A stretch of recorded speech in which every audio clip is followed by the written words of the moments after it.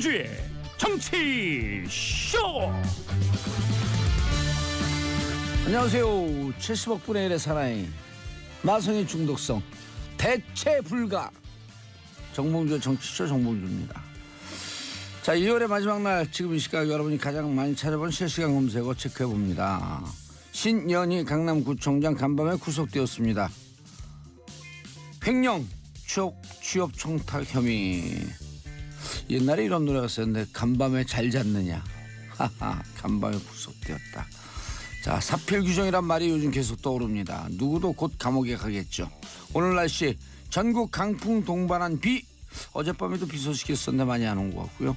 자, 다우지수 1.16% 하락. 뉴욕 증시 미국 금리 인상 우려에 약세를 보였다. 첫 곡 러블리스의 아츄 들으면서 1부 돌아오겠습니다.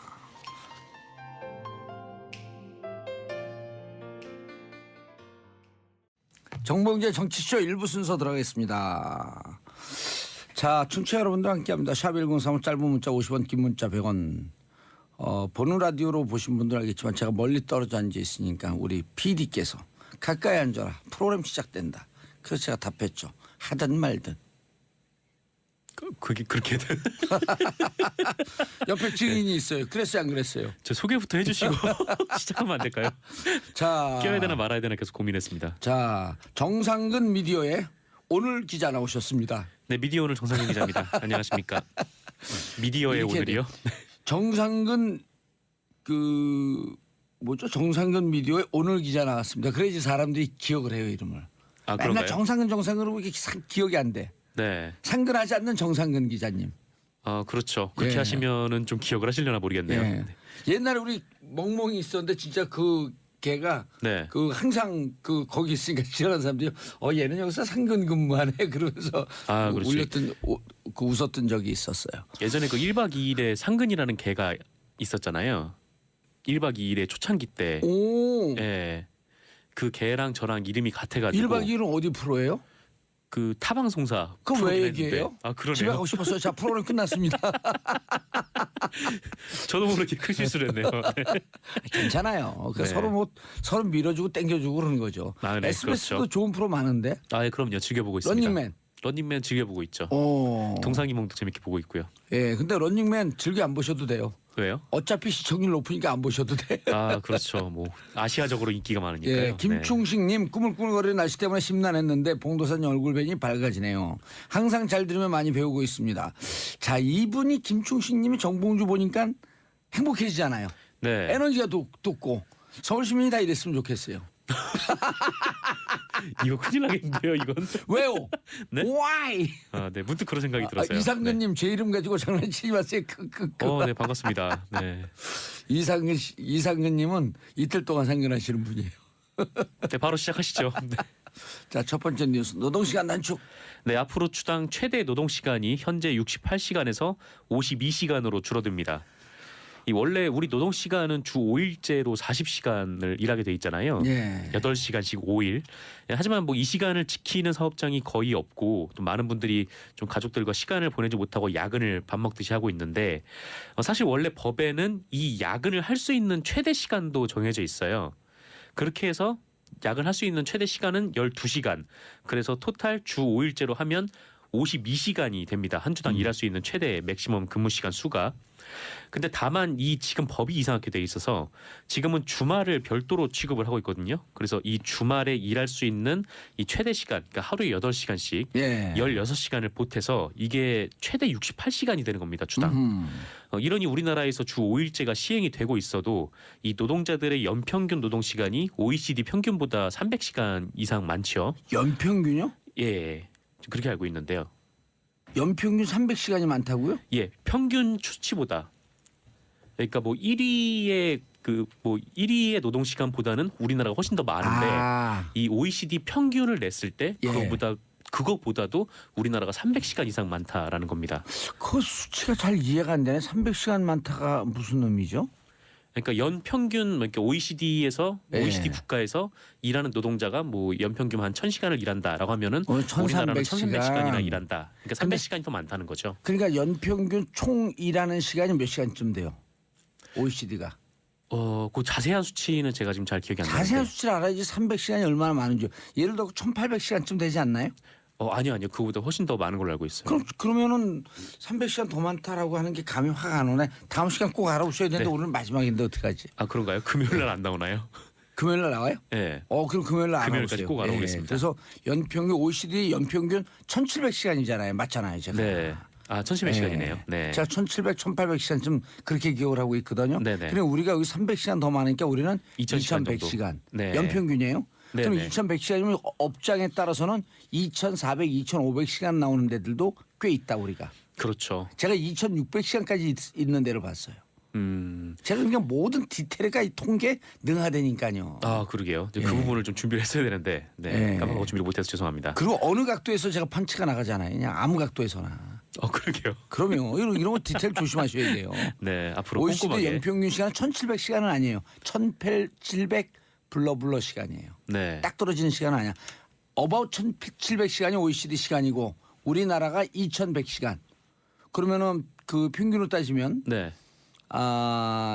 약 한 그 18% 정도가 더 많은 거예요. 1700에 플러스 300이니까 10%면 170시간이죠. 네. 20%면 그 340시간.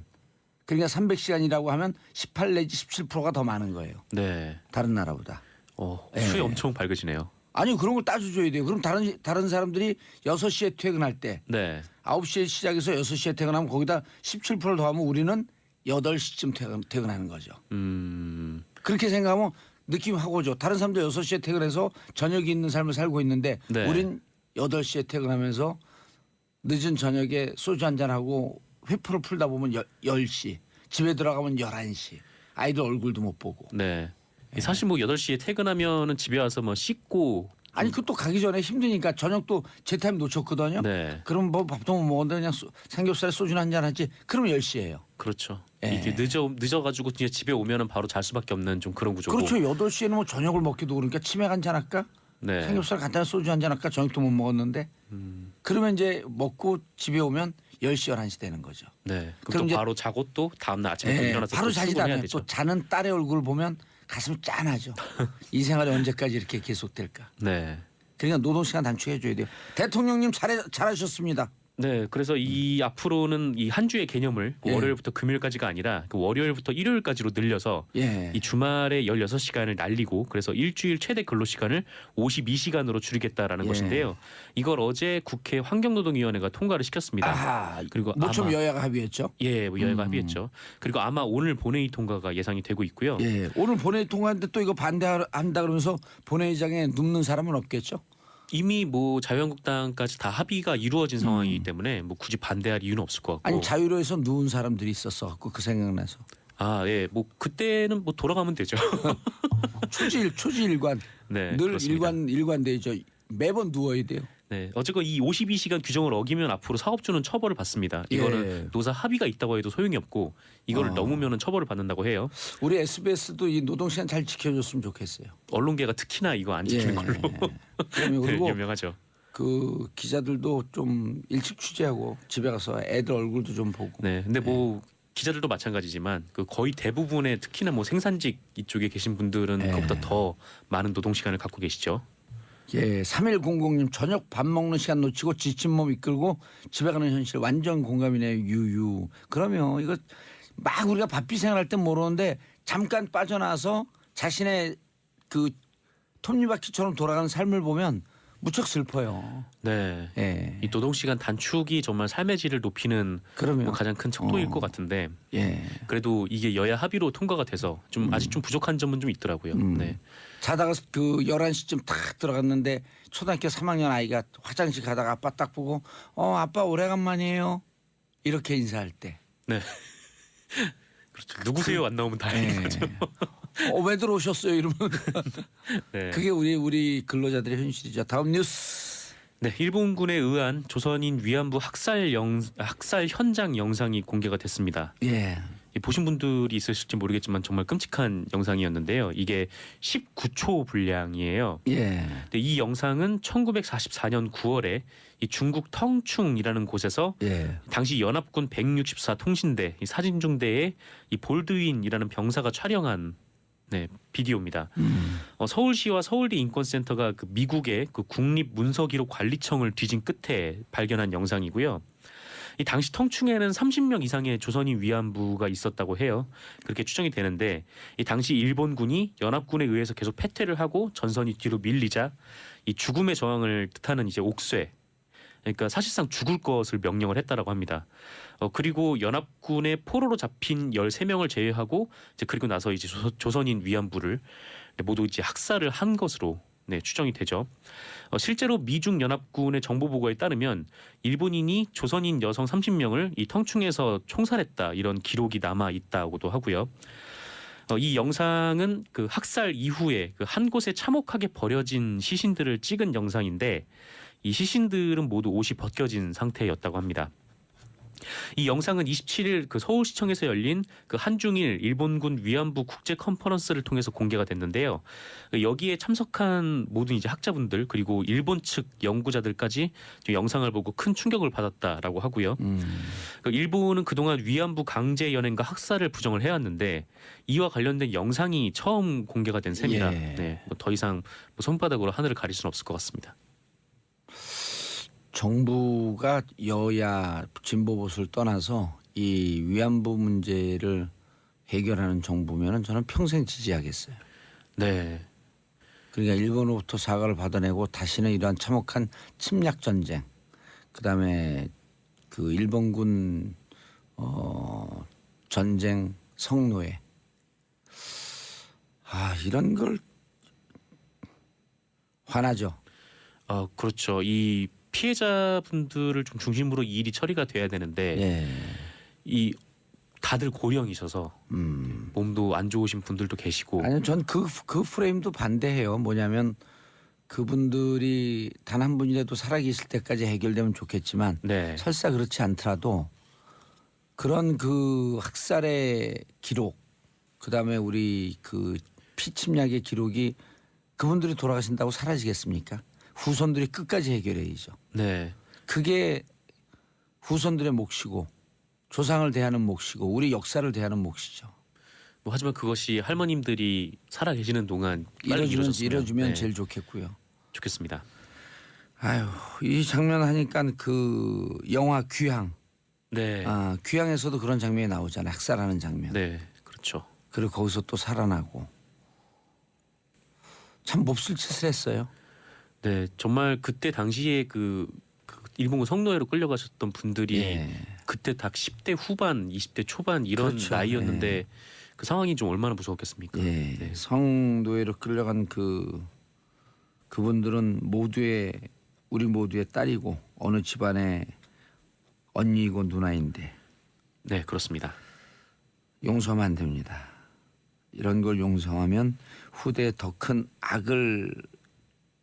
악이 싹틀 수 있는 자양분을 제공하는 겁니다. 용서할 수 없습니다. 자, 신현희 강남구청장 결국 구속되었다. 네, 그 9,300여만 원의 공금을 횡령하고 이 친인척의 취업을 청탁한 혐의를 받고 있는 예. 이 신현희 강남구청장이 오늘 구속됐습니다. 예. 그 서울지방경찰청 지능범죄수사대는 지난 22일 이 신현희 구청장에 대해서 업무상 횡령과 직권남용, 이 강요 등의 혐의로 구속영장을 재신청한 바 있는데요. 지난 9일에 한 차례 기각이 된 바 있죠. 그런데 이번에는 구속영장을 받았습니다. 신현희 구청장은 지난 2010년 7월 이 구청장에 취임한 이후부터 그 재선이 된 이후인 2015년 10월까지 이 구청의 각 부서에 지급되는 경력금과 포상금 등 총 9,300여만 원을 이 총무팀장을 통해서 현금화를 하고 이를 비서실장을 통해서 개인적으로 유용한 혐의를 받고 있습니다. 그러니까 직원들에게 돌아갈 돈들을 자기가 네, 빼돌린 셈이죠. 근데 이거 도둑질이거든요. 네, 그렇죠. 이거 직원들 사기를 고취시키기 위해서 써야 될 돈을 본인을 살기 위해서. 이렇게 공공의 마인드가 없는 사람들, 강남구에서 신현희 구청장 찍은 분들 방송 듣고 계시면 정말 반성해야 돼요. 이런 공공의 마인드가 1도 없는 사람을 구청장으로 뽑고 그냥 그 당을 묻지마 찍고 그 결국 이렇게 이게 뭐예요? 강남구가 조금 더 물론 다른 데보다 그 재정 여유가 있어서 잘 돌아가지만 강남구에는 그 어려운 분들 안 계신가요? 저수계층 없나요? 또 많이 계시죠. 그 네. 구청 직원들 힘들게 일하잖아요. 그렇죠. 그 사기 신작이라고 한 거를 그 뜯어다가 한 1억 가까이 되네요. 그렇죠. 9,600만 원이니까요. 예. 아, 9,300만 원. 네. 9,300만 원이니까요. 근데 이게 그 이른바 이제 국고 손실인데 네. 배임 횡령이지만 그렇죠. 사기업에서 배임 횡령보다 이게 큰데요. 만약 그렇게 되면 공급 유용은 훨씬 더 큰 중죄죠. 네. 좀 이따 이제 삼변 시대 시작하는데 참 변호사들한테 물어보기 전에 제가 또 만주 변호사 아니에요? 예. 사기업 공급 횡령보다는 커요. 이게 국고 손실. 국고 이제 지방 그 비용도 지방 예산도 국고니까. 네. 아, 어떻게 이런 사람들을 뽑아놨지? 그리고 저는 이제 미투 운동도 중요하지만 이런 분들 찍은 분들 저도 찍었어요. 반성합니다. 이런 거 좀 올라왔으면 좋겠어요. 글이. 네. 근데 뭐 신현희 구청장이 뭐 사실상 이렇게 주민들을 상대로 뭐 네.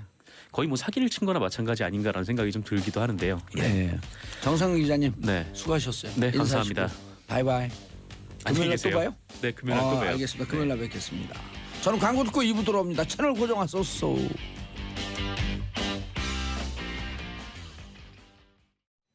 정봉주의 정치쇼 2부 순서 들어가겠습니다.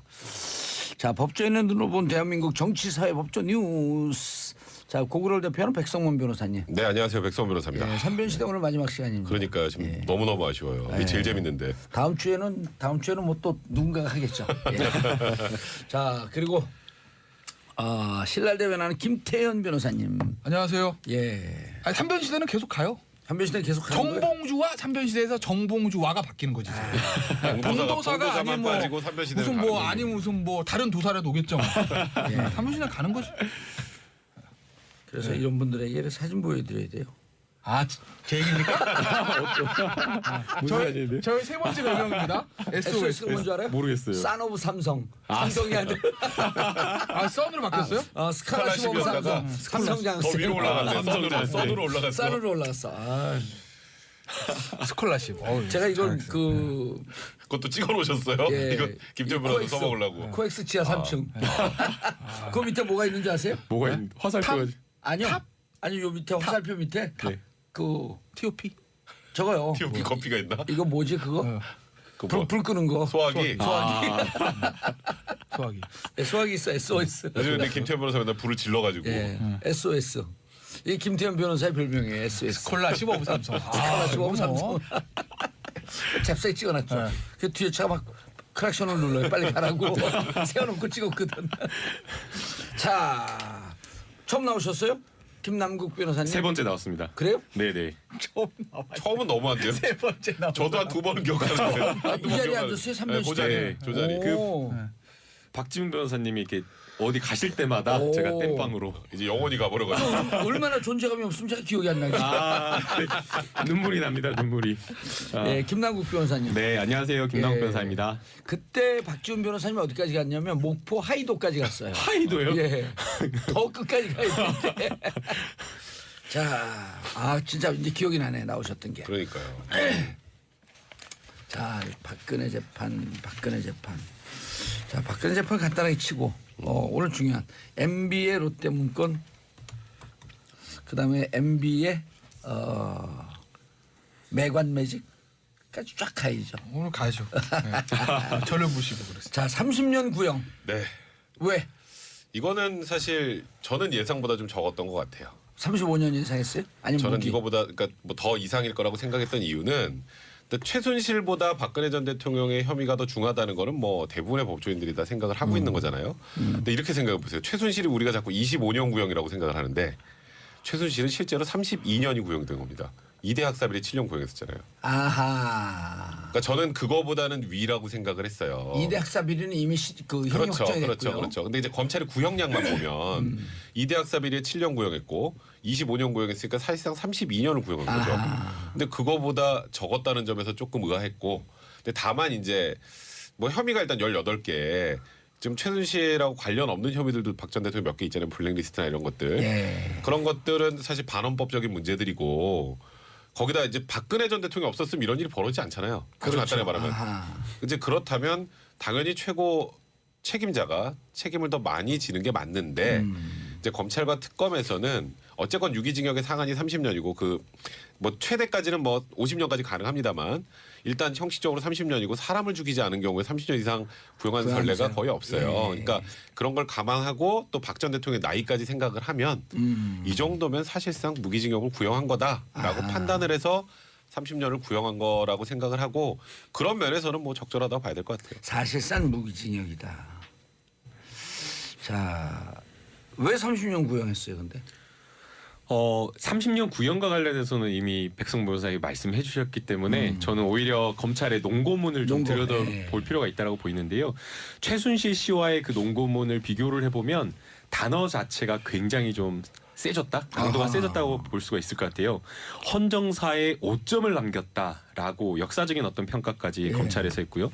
또 뭐 표현이나 이런 것들을 보게 되면 박근혜 전 대통령이 재판에 사실 성실하게 임하지 않아서 지난해 뭐 10월 16일부터 아예 나오고 있지를 않는 거잖아요.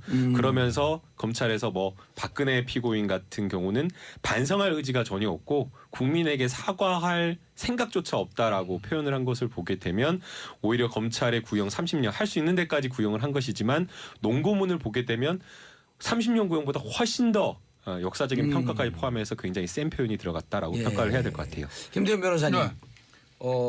이게 이제 4월 6일 날 선고가 있기 때문에 우리가 여기서 구형을 뭐 이렇게 구구절절히 분석할 필요 구형 없어요. 없죠. 그러면 그리고 이제 또 그러니까. 많은 언론들이 썼으니까 기존 언론이 간 길을 우리는 뒷조사하고 싶지 않잖아요. 정치쇼는 그런 프로가 아닙니다. 그러면 네. 새로운 길을 가야죠. 우리가 질러가서 따라오게 만드는. 그런데 어제 이제 뭐 국선 변호인이 뭐 눈물까지 흘리고 무지개 변론. 무지개. 선처를 호소하면서 근데 이제 137일 동안 재판하면서 전략을 세웠어야 되잖아요. 예. 어디에서 허점이 있다고 생각해요? 포기한 거예요? 전략을 안 세운 거예요? 박근혜 전 대통령이요? 예. 글쎄 전략 자체가 없죠 뭐. 만나주질 않는데 어떻게 뭘 그러니까 전략을 아니 써? 유영아 변호사는 있었을 거 아니에요. 근데 거기 전략 총책 아니에요? 전략 총책인데 어제 국선 변호사들은 저는 정말 최선을 다했다고 그러니까요. 봐요. 왜냐하면 이렇게 어려운 재판이 없었을 거예요 그들에게는. 물론 더 어려운 재판에 국선 변호사 2명 있습니다. 특활비. 그건 더 어렵습니다 이거보다. 뭐 그건 이유 나중에 설명드리고 어쨌든 그 국선 변호사 입장에서 보면 진짜 장님 코끼리 더듬기처럼 하는 거거든요. 박 전 대통령이 피의신 검찰 조사 받았던 내용들 거기 보면 뭐 무슨 내용 있겠어요. 모릅니다. 아닙니다. 모릅니다. 뭐 이거밖에 더 있겠습니까?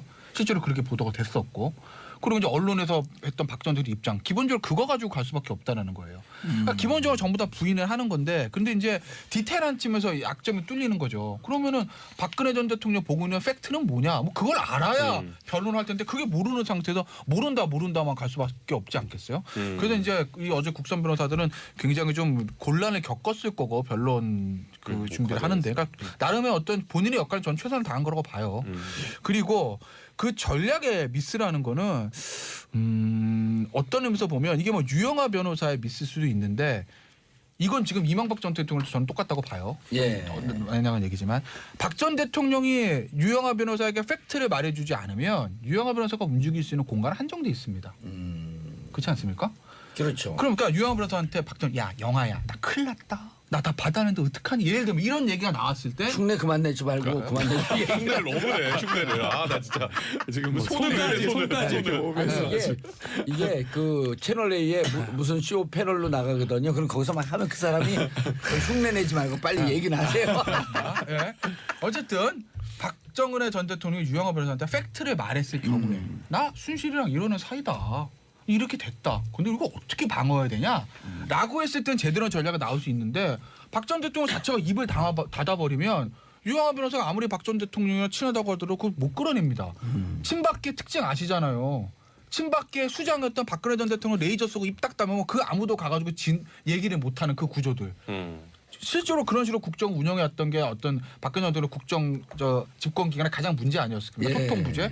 그게 이 사건에도 고스란히 드러난 거죠. 본인이 얘기를 안 하면 변호사 전략을 짤 수가 없어요. 그러니까 이 전략 실패 처음부터 끝은 다 박근혜 전 대통령 문제인 거고 제가 이명박 전 대통령 얘기도 왜 말씀을 드리냐면 과연 이명박 전 대통령은 본인이 알고 있는 팩트를 진실을 측근들한테 얘기할까? 그거 잘 모르겠다는 거예요. 그러니까 변론을 상상으로밖에 할 수 없는 거예요. 그러니까 이제 결국 유영아 변호사 그 당시에 들고 나왔던 건 이거는 정치쟁점화해서 갈 수밖에 없는 거예요. 정치쟁점화해서. 왜냐하면 사실 디테일로 들어가면 할 게 없거든요. 뭘 알아야죠. 그러니까 유영하 변호사가 무능하다는 의미가 아니라 변호사가 얘기를 안 하니까. 의뢰인이 얘기를 안 해주면 저희가 어떻게 해요? 그럼 그 사람 머릿속으로 들어가 볼 수도 없고. 그러면 여기서 할 수 있는 건 팩트 말고 딴 걸 건드리자. 그럼 팩트 말고 딴 거 건드릴 게 뭐 있나요? 정치 쟁점하고. 아니, 근데 이건 정치 저는 탄압이다라는 오히려 거예요. 박근혜 전 대통령이 아무 이야기를 하지 않았진 않았을 거라고 생각이 해요. 예. 왜냐하면은 그 형사 재판 들어오기 전에 이미 탄핵 심판이 있었고 이 탄핵 심판의 대부분의 쟁점이 또 형사 재판과 겹치는 부분이 있었기 때문에 박근혜 전 대통령이 변호인과 이야기를 하면서 상당 부분 접견도 했다라고 하기 박 전 때문에 대통령 잘 모르네. 아예 이야기는 했을 거라고 생각이 돼요. 근데 그 이야기가 다 박근혜 전 대통령이 재구성한 허위다. 그러니까 팩트가 아니라 음. 허위에 기반해서 했기 때문에 사실상 이게 제대로 된 변론이 안 됐을 아니, 거라고 탄핵 심판 보이고요. 때는 탄핵하는 날 그 3달짜리 무슨 케이크 케이크 준비했잖아요. 그러니까요. 그 완전히 그 탄핵 혼자만의 기각된다. 상상이 들어갔을 걸로 보고 국선 변호인들은 사실은 다른 전략을 찾기가 어려웠을 걸 봐요. 보통 이제 그 형사 재판하면 모든 공소 사실에 대한 개괄적인 변호인 의견서가 첫 기일에 제출이 되거든요. 그렇기 때문에 박근혜 전 대통령의 변호사인 유영하 변호사도 공소 사실에 대한 구체적인 내용과 관련된 변소 사실은 아마 변호인 의견서에 담았을 거고 국선 변호인서는 이거 말고는 더 이상 할 이야기가 없었던 거죠. 예. 알겠습니다. 4월 6일 날 선거는 일단 최순실보다 올라갈 것이다. 네, 그렇죠. 그건 뭐 거의 모두 뻔하다 봐야 될 것 같아요. 재판부는 갔잖아요. 최순실과 재판부 이용훈 부장판사요? 아니요 저 김세윤 김세윤 22. 형사 김세윤 22부. 갔으니까 네. 아. 일단 최순실 재판 때 유죄가 나온 거 13개 중에 지금 11개도 유죄 나왔거든요. 예. 겹치는 게. 그거는 이제 이렇게 붙여가지고 넣으면 되고요. 13개 중에 11개가 13개 중에 11개 예. 유죄니까 그걸 그냥 붙여서 넣으면 돼요. 예. 그대로. 그리고 이제 어제 벌금이 또 1185억 구형됐잖아요. 1100 85억인가요? 예. 85억인가 95억인가 하여튼 뭐 1185. 예, 네. 85억. 근데 그 최순실 때도 많이 떨어졌죠. 많이 떨어졌죠. 그거는 박 전 대통령도 똑같이 나올 거예요. 왜냐하면 미르재단, 케이스포 재단도 뭐 삼성이 거기 든 것도 일단 검찰과 특검은 계속 그걸 뇌물로 보고 있으니까 예. 다 거기다 집어넣어 놓은 건데 예. 이제 그거는 벌금은 아마 최순실과 동일하게 나올 거고요. 추징만 없겠죠. 알겠습니다. 지금 그 크리스마스가 지났는데 검찰청에서 캐롤송을 준비하고 있다고요? 다음 주에 튼다고? 기쁘다 MB 오셨네 만백성 마주리. 아니 저희 깜짝 얼었어요. 지금 네, 그런 이게- 기사를 못 봤는데. 다음 주보다 조금 늘어날 수 있어요. 이거를요. 예. 아니 검찰이 왜 이렇게 MB를 안 불러가 아니라 MB가 자꾸 뭐가 너무 나와. 그러니까요. 또 준비해야 되잖아요. 이거 한꺼번에 다 하려니까. 아니 고구마 순위 끝날 때쯤 되면 끝나서 이제 다음 주에 살살 불러야지 살살 그랬더니 댕기니까 또 나왔어. 또 나왔어. 뭐 왕건이가 나오고 이제 다 나왔구나 했더니 또 왕건이나 비광건이가 나오고 더 그러면 못 나올 정도의 크게 또 있어. 울트라 지금. 비광건이가 이제 구멍에서 안 나오고 있어. 그러니까 그거를 다 빼야 예. 빼야 부르잖아요. 그래서 조금 늦어질 수도 있을 거예요. 알겠습니다. 역사상 인류 우주 역사가 3억 년 됐고요. 네. 아니 140억 년 됐고 지구 역사가 43억 년 됐나요? 43억 년 인류 역사상 최고 MB 전문가 김태현 변호사 자리하셨습니다. 뭐야 또 내가 왜? 인류 야, 역사. 이제 별명 몇 개야 지금. 아니 인류 역사상 아니 최고의 이제 MB 용도사 전문가. 아니세요? 예. 주진우 기자가 울고 간다는 이야기가 있습니다 지금. 주진우 기자는요. 이거 들어요 이거. 예, 주진우 기자는 그냥 그 표면에 표면에부터 사탕 몇 개 한 거고 겉으로 드러난 거. 안에 딱 했더니 초콜릿 꿀이 졸졸 흘러요 그냥.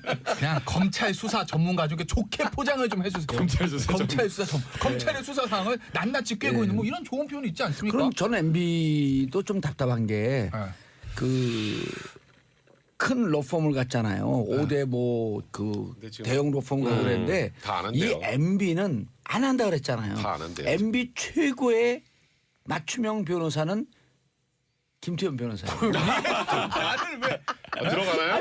모든 걸 다 알잖아. 얘기하지 않아도. 티 오브 M? 네, 탑 오브 MB? 예. 톰. 예. 무슨 얘기 해드릴까요? 일단 처음에 롯데부터 가야죠. 아 롯데. 롯데는 김남국 예. 변호사 하시죠. 뭐. 네. 설명을 롯데. 해줘요. 아 이제 롯데 타워와 관련된 거. 예. 그러니까 롯데 타워가 사실 롯데에서 추진한 것으로 알았는데 알고 보니까 롯데에서 추진한 게 아니라 청와대에서 아예 추진을 했다라는 것이고요. 이게 그냥 단순하게 MB가 이렇게 말로 지시를 한 게 아니라 아예 문건까지 1단계, 2단계, 3단계 문건이 다 나왔어. 문건까지 다 나왔다라는 거예요. 사실 이 부분과 관련해서 이재정 의원이 국가기록원까지 가가지고 구체적인 메모를 몇 개 이렇게 적어오긴 했는데 이번에는 아예 그 청와대에서 캐비넷 문건을 통해 가지고 구체적인 사실이 확인되었다라는 거고요. 근데 이게 너무나 전방위적이어 가지고 하나하나 좀 따져봐야 되는데 롯데한테 돈과 관련된 특혜도 줬다라는 거고요. 그다음에 군대가 지금 서울공항과 관련해서 위험하니까 안 된다라고 계속 반대를 했는데 이것도 갑자기 이제 MB 정부 들어서서 괜찮다라고 말 바뀌게 된 정황도 활주로 3도 틀고 3도 튼 거. 이 3도 트는 것과 동서 활주로를 동편 활주로가 아니라 동서 활주로를 10도 트는 게 두 가지 안이 있었는데 네. 이 10도 트는 거는 롯데한테 돈이 엄청나게 천문학적으로 많이 든다는 거예요. 1조 6천억 돈 내는 거 아니에요? 네, 근데 그것도 롯데한테 부담이 덜 드는 3도 트는 방향으로 해줬다라는 이 모든 게 다 청와대에서 했다라는 거예요. 기여했다라는 거예요. 지난 그 국감 때 누구죠? 박범계 의원이 네. 이거 롯데 갖고 계속 물고 늘어졌잖아요. 박범계 의원 수고했어요. 박수 한 번 쳐드려요. 아니요. 그 문건을 갖고 누가 제보를 하긴 했는데 좀 어설프게 제보를 했어. 이렇게 제대로 문건이 나와야죠. 예. 근데 이거는 사실 롯데가 대략 이걸로 이득을 본 게 2천억 이상이거든요. 대략 적게 잡아도 대략 2천억 이상이에요. 근데 2천억 이상 되는 이득을 롯데가 봤으면 이제 그냥 합리적인 의심이에요. 예. 그러니까 뭐 제가 이거 뭐 단언해서 뭐 롯데에서 뭐 이 돈이 갔다 이게 아니라 저 정도로 이득을 봤으면 무언가 반대급부가 있지 않았을까? 예. 굉장히 합리적인 생각을 같고요. 롯데 거기 그 수건 사업이었잖아요. 그렇죠. 신격호 회장이 저기다 그 높은 거나 줘야 되는데 맨날 그랬었는데 그 안 됐던 걸 청와대에서 밀어붙여가지고 해줬으니까 또 롯데에 정말 부담이 없게. 그러니까 일각에서는 그러니까 박근혜 정권 때 롯데가 좀 많이 힘들었었잖아요. 예. 그 힘들었던 게 MB 때 너무 뭔가 MB와 이렇게 잘 돼서 박근혜 정권에서 약간 미움받았던 게 아니라 이런 얘기도 나왔었어요. 이 제1롯데월드 타워 때문에. 그러니까 이것도 지금 단계에서 무슨 뭐 수사가 이것도 진행이 될 것이다라고 뭐 단언할 수는 없겠지만 이것도 충분히 의심할 만한 정황이 있는 상황이라 뭔가 또 여기서 또 큰 단서가 나오면 뭔가 돈이 건너갔다거나 하는 단서가 나오면 이제 이명박 전 대통령 입장에서는 정말 이제 방어가 불가능한 정도 수준이 되는 거죠. 그러니까 저희 천안함 폭침 거기 가셨잖아요. 예. 지금 이 중차대한 시국에. 그러니까 결국 이명박 전 대통령도 지금으로 봐서는 이거 정치 쟁점하는 거 말고 방법이 없다고 생각하는 것 같아요. 너무 객관적인 증거나 뭐 증언들이 많이 나온 상황이기 때문에 예. 사실 쉽지 않다라고 생각하는 게 아닌가 싶어요, 저도. 롯데 수사는 롯데와 관련된 네. 수사는 이제 시작이다 이렇게 봐도 되나요? 근데 검찰이 그걸- 지금 이거를 수사할 여력이 있을까 전 모르겠어요.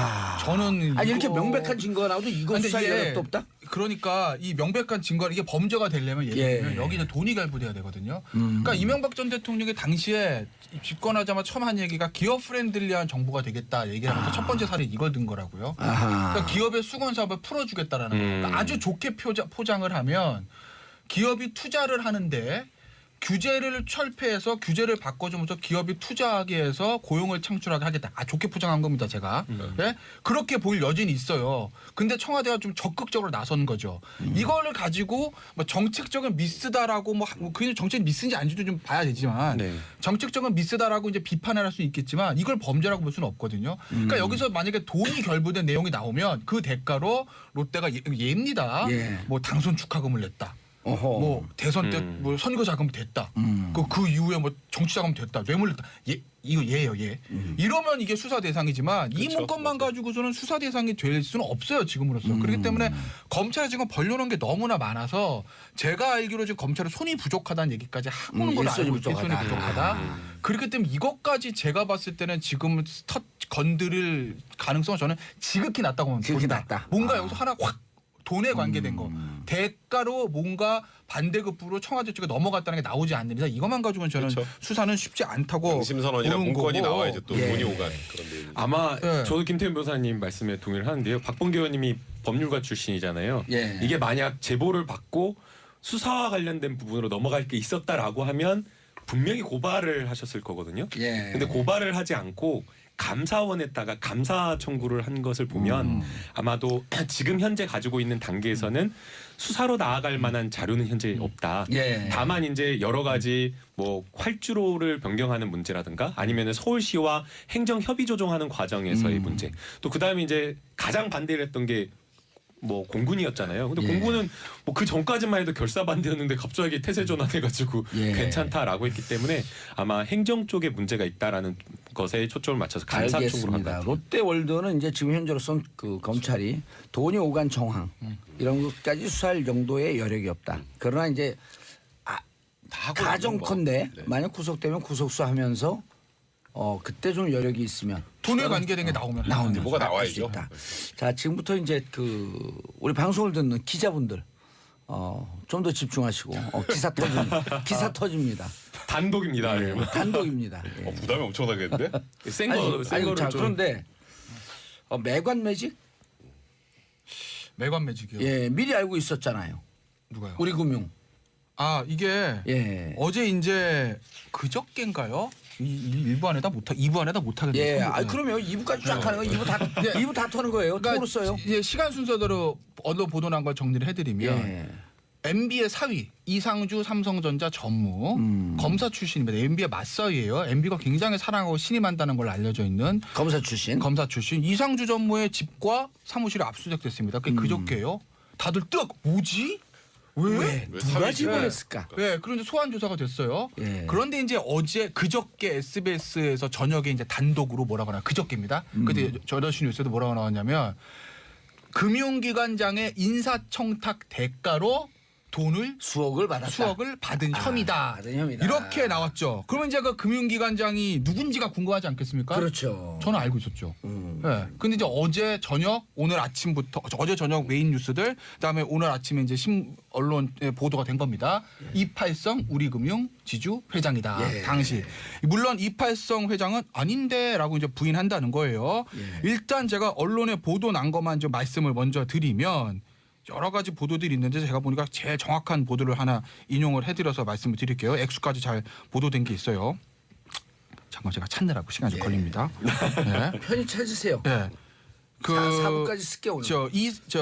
누구죠? 지금 40초 남았어요. 40초. 일단 1부는. 40초요? 계속하세요. 네. 괜찮아요. 액수가 예. 이상득 8억. 어허. 네. 언론 보도 난 거예요. 예. 이상주 14억 5천만 원이라고 적혀있다. 어디에? 오. 이팔성 회장 집을 압수수색했는데 예. 거기 이제 비망록이 나왔다는 거예요. 메모지라. 거길 딱 봤더니 그 비망록에 이상득 8억, 이상주 이게 사위입니다. 14억 5천만 원이라고 적혀 있다. 적혀 있다. 자, 예. 액수까지 나왔어요. 예. 자, 나머지 네, 중요한 이부, 내용은 삼부. 3부. 광고 듣고 3부 돌아오겠습니다. 채널 고정하소서.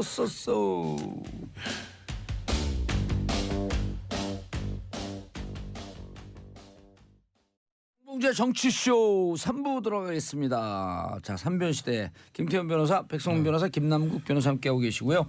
자, 2부 끝날 무렵에 뭐라 그랬냐면 이팔성 우리금융 네. 매관 매직. 네, 일단 자, 근데 14억 5천, 14억 5천. 그다음에 이상득에게 8억이 들어갔고 예. 14억 5천 누구한테 MB한테 들어갔다는 아니 거예요? 일단은 그 비망록에 이제 이팔성 전 회장 비망록에 이상등 8억, 그다음에 예. 이상주 14억 5천이라고 적혀 있다는 이상주. 거예요. 이상주 예. MB 사위입니다. MB 사위. 그래서 이제 이팔성 씨를 소환 조사했는데 검찰이 이미 지난주 했다는 거죠. 거기서 어떤 진술을 확보했냐? 검찰 발입니다. 이상주 전무에게 8억 원 든 돈가방을 건넸고 이상득 전 의원에게 전해달라고 요청했다라는 진술을 확보했다는 거예요. 그러니까 비망록에 이상득 8억 요게 그거라는 거죠. 이상주 사위를 통해서 이상득 한테 건네갔다. 그리고 또 이팔성 전 회장이 비망록이 있는 대로 이상주 전무 본인에게도 여러 차례 걸쳐 14억 5천만 원을 건넸다라고 진술했다는 거예요. 예. 그러니까 비망록에 있는 물증도 있고 진술, 있고. 인증도 있는 거고 완벽한 예. 거죠. 그런데 음. MB 사회는 이상주 전무는 검찰에 나와서 뭐라고 그랬냐면 가방만 전달했을 뿐 본인이 직접 돈은 받은 사실 없다고 반박했다. 그 안에 그리고 하나 더 검찰이 네. 추궁이 계속되자 이 전무는 내게 돈을 줬다는 사람을 불러달라 하며 대지 조사까지 요구한 글을 전해졌다라는 거 이제 예. 어저께까지 최신 언론 보도 내용이고. 근데 여기서 네. 또 중요한 게 그 돈이 건네진 시기가 중요하거든요. 네. 왜냐하면 시기에 따라서 그 돈의 성격도 규명할 수 있는 것이거든요. 근데 이상득한테 간 그 8억 원이라고 하는 거는 이명박 전 대통령이 당선되고 나서 전달한 게 아니라 그렇죠. 그 전에 선거 관련된 그 선거 치를 그 시점에 줬다라는 거예요. 8억이나 그렇다라고 하면 이거는 선거 자금일 가능성이 있다라는 거고요. 그 다음에 14억 5천 건네갔다라고 하는 것은 이상주 사위를 통해서 MB 사위를 통해서 갔다라고 하는 거는 여러 차례 간 건데 이거는 당선한 그 해부터 해가지고 2011년 3월까지 한 10여 차례에 걸쳐서 이렇게 나눠 들어갔다라고 하는 건데 2011년 3월 이 끝난 시점이 이 이팔성 이 전 회장이 재임에 성공한 연임에 성공한 딱 그 시기와 맞물리기 때문에 이 14억 5천은 본인의 어떤 그 자리와 관련된 가능성이 높다라고 평가를 하는 거고요.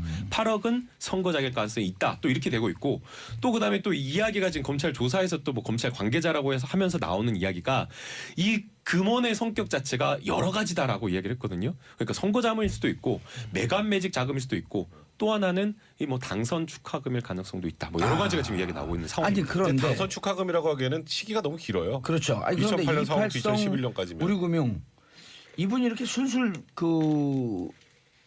다 풀면서 인정한 이유가 뭐예요? 뭐 근거가 나왔나요? 비망록이 어떻게 나왔어요?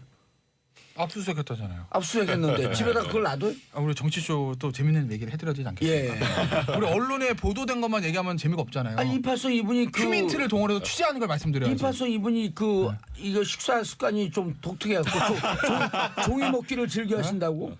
휴민트를 동원해서 취재한 내용들을 제가 좀 말씀을 드리면 여기 기자로 전직해야 되는 거 아니에요? 그러다가 아니 기자분들 잘 듣고 계세요. 처음 나오는 얘기입니다. 문건이 모 씨가 작성한 문건이 다른 곳에서 압수수색이 됐어요. 예. 누군지 말씀 안 드린다. 모 씨가 작성한 문건. 혹시 이름에 모 씨가 뭐가 들어가나요? 그럴 수도 있고 아닐 수도 있고. 왠지 그런 것 같은데. 어쨌든 모 씨가 예. 모 씨가 병이 두 개 있어. 썸바디. 이병 모 씨가 썸바디 어쨌든 썸원인가요? 예. 영어로? 하여튼 모 씨가 작성한 어떤 문건이 아니 공교롭게도 그때 청계재단 국장이 이병 모 씨네. 그건 모르겠어요. 저도. 예. 네. 모 씨가 어쨌든 모 씨가 씨가 작성한 문건이 이제 검찰이 다른 곳 압수수색하면서 이제 나오는 거예요. 예. 거기 보니까 이제 여러 가지 뭐 내용들이 적혀 있었다는 거죠. 아하. 돈 거래가 있었던 사람들. 예. 그래서 그 돈 거래 있었던 사람들 중에서 액수가 많은 사람들을 검찰이 좀 소환 조사를 하는데 그 중에서 이제 이팔성 회장이 있었던 거예요. 그러니까 이팔성 회장을 소환 조사하다가 보니까 당연히 압수수색을 할 필요가 느끼지 않겠습니까? 그래서 이제 자택 압수수색을 들어갔는데 예. 거기서 이 비망록이나 메모지가 압수수색이 된 거죠. 예. 근데 이건 약간 뒷얘기인데. 뒷얘기인데. 이건 뒷얘기를 뒷얘기를 확인해 보셔야 돼요. 이건 예. 제가 뒷얘기니까 이거 압수수색 되는 와중에 이 메모를 찢어서 이팔성 전 회장이 이 먹으려고 했다는 거예요. 아 이팔성 전 회장이 그 메모지 14억 5천 파에 있는 부분을 그만 딱 뜯었고. 그건지 뭐 어느 부분인지 모르겠는데. 아니, 드시려고 뭔가 종이를 드시려고. 그러니까 이제 본인도 은닉을 해야 되겠죠. 예. 그래서 먹는 게 검찰이 제일 그거를 확실하군요. 방지를 하고 어쨌든 왜냐 그렇게 하는 경우 많아요. 먹는 경우 있고 화장실을 하고 물 틀어버리는 경우 있고 무샥 내려가잖아요. 예. 예.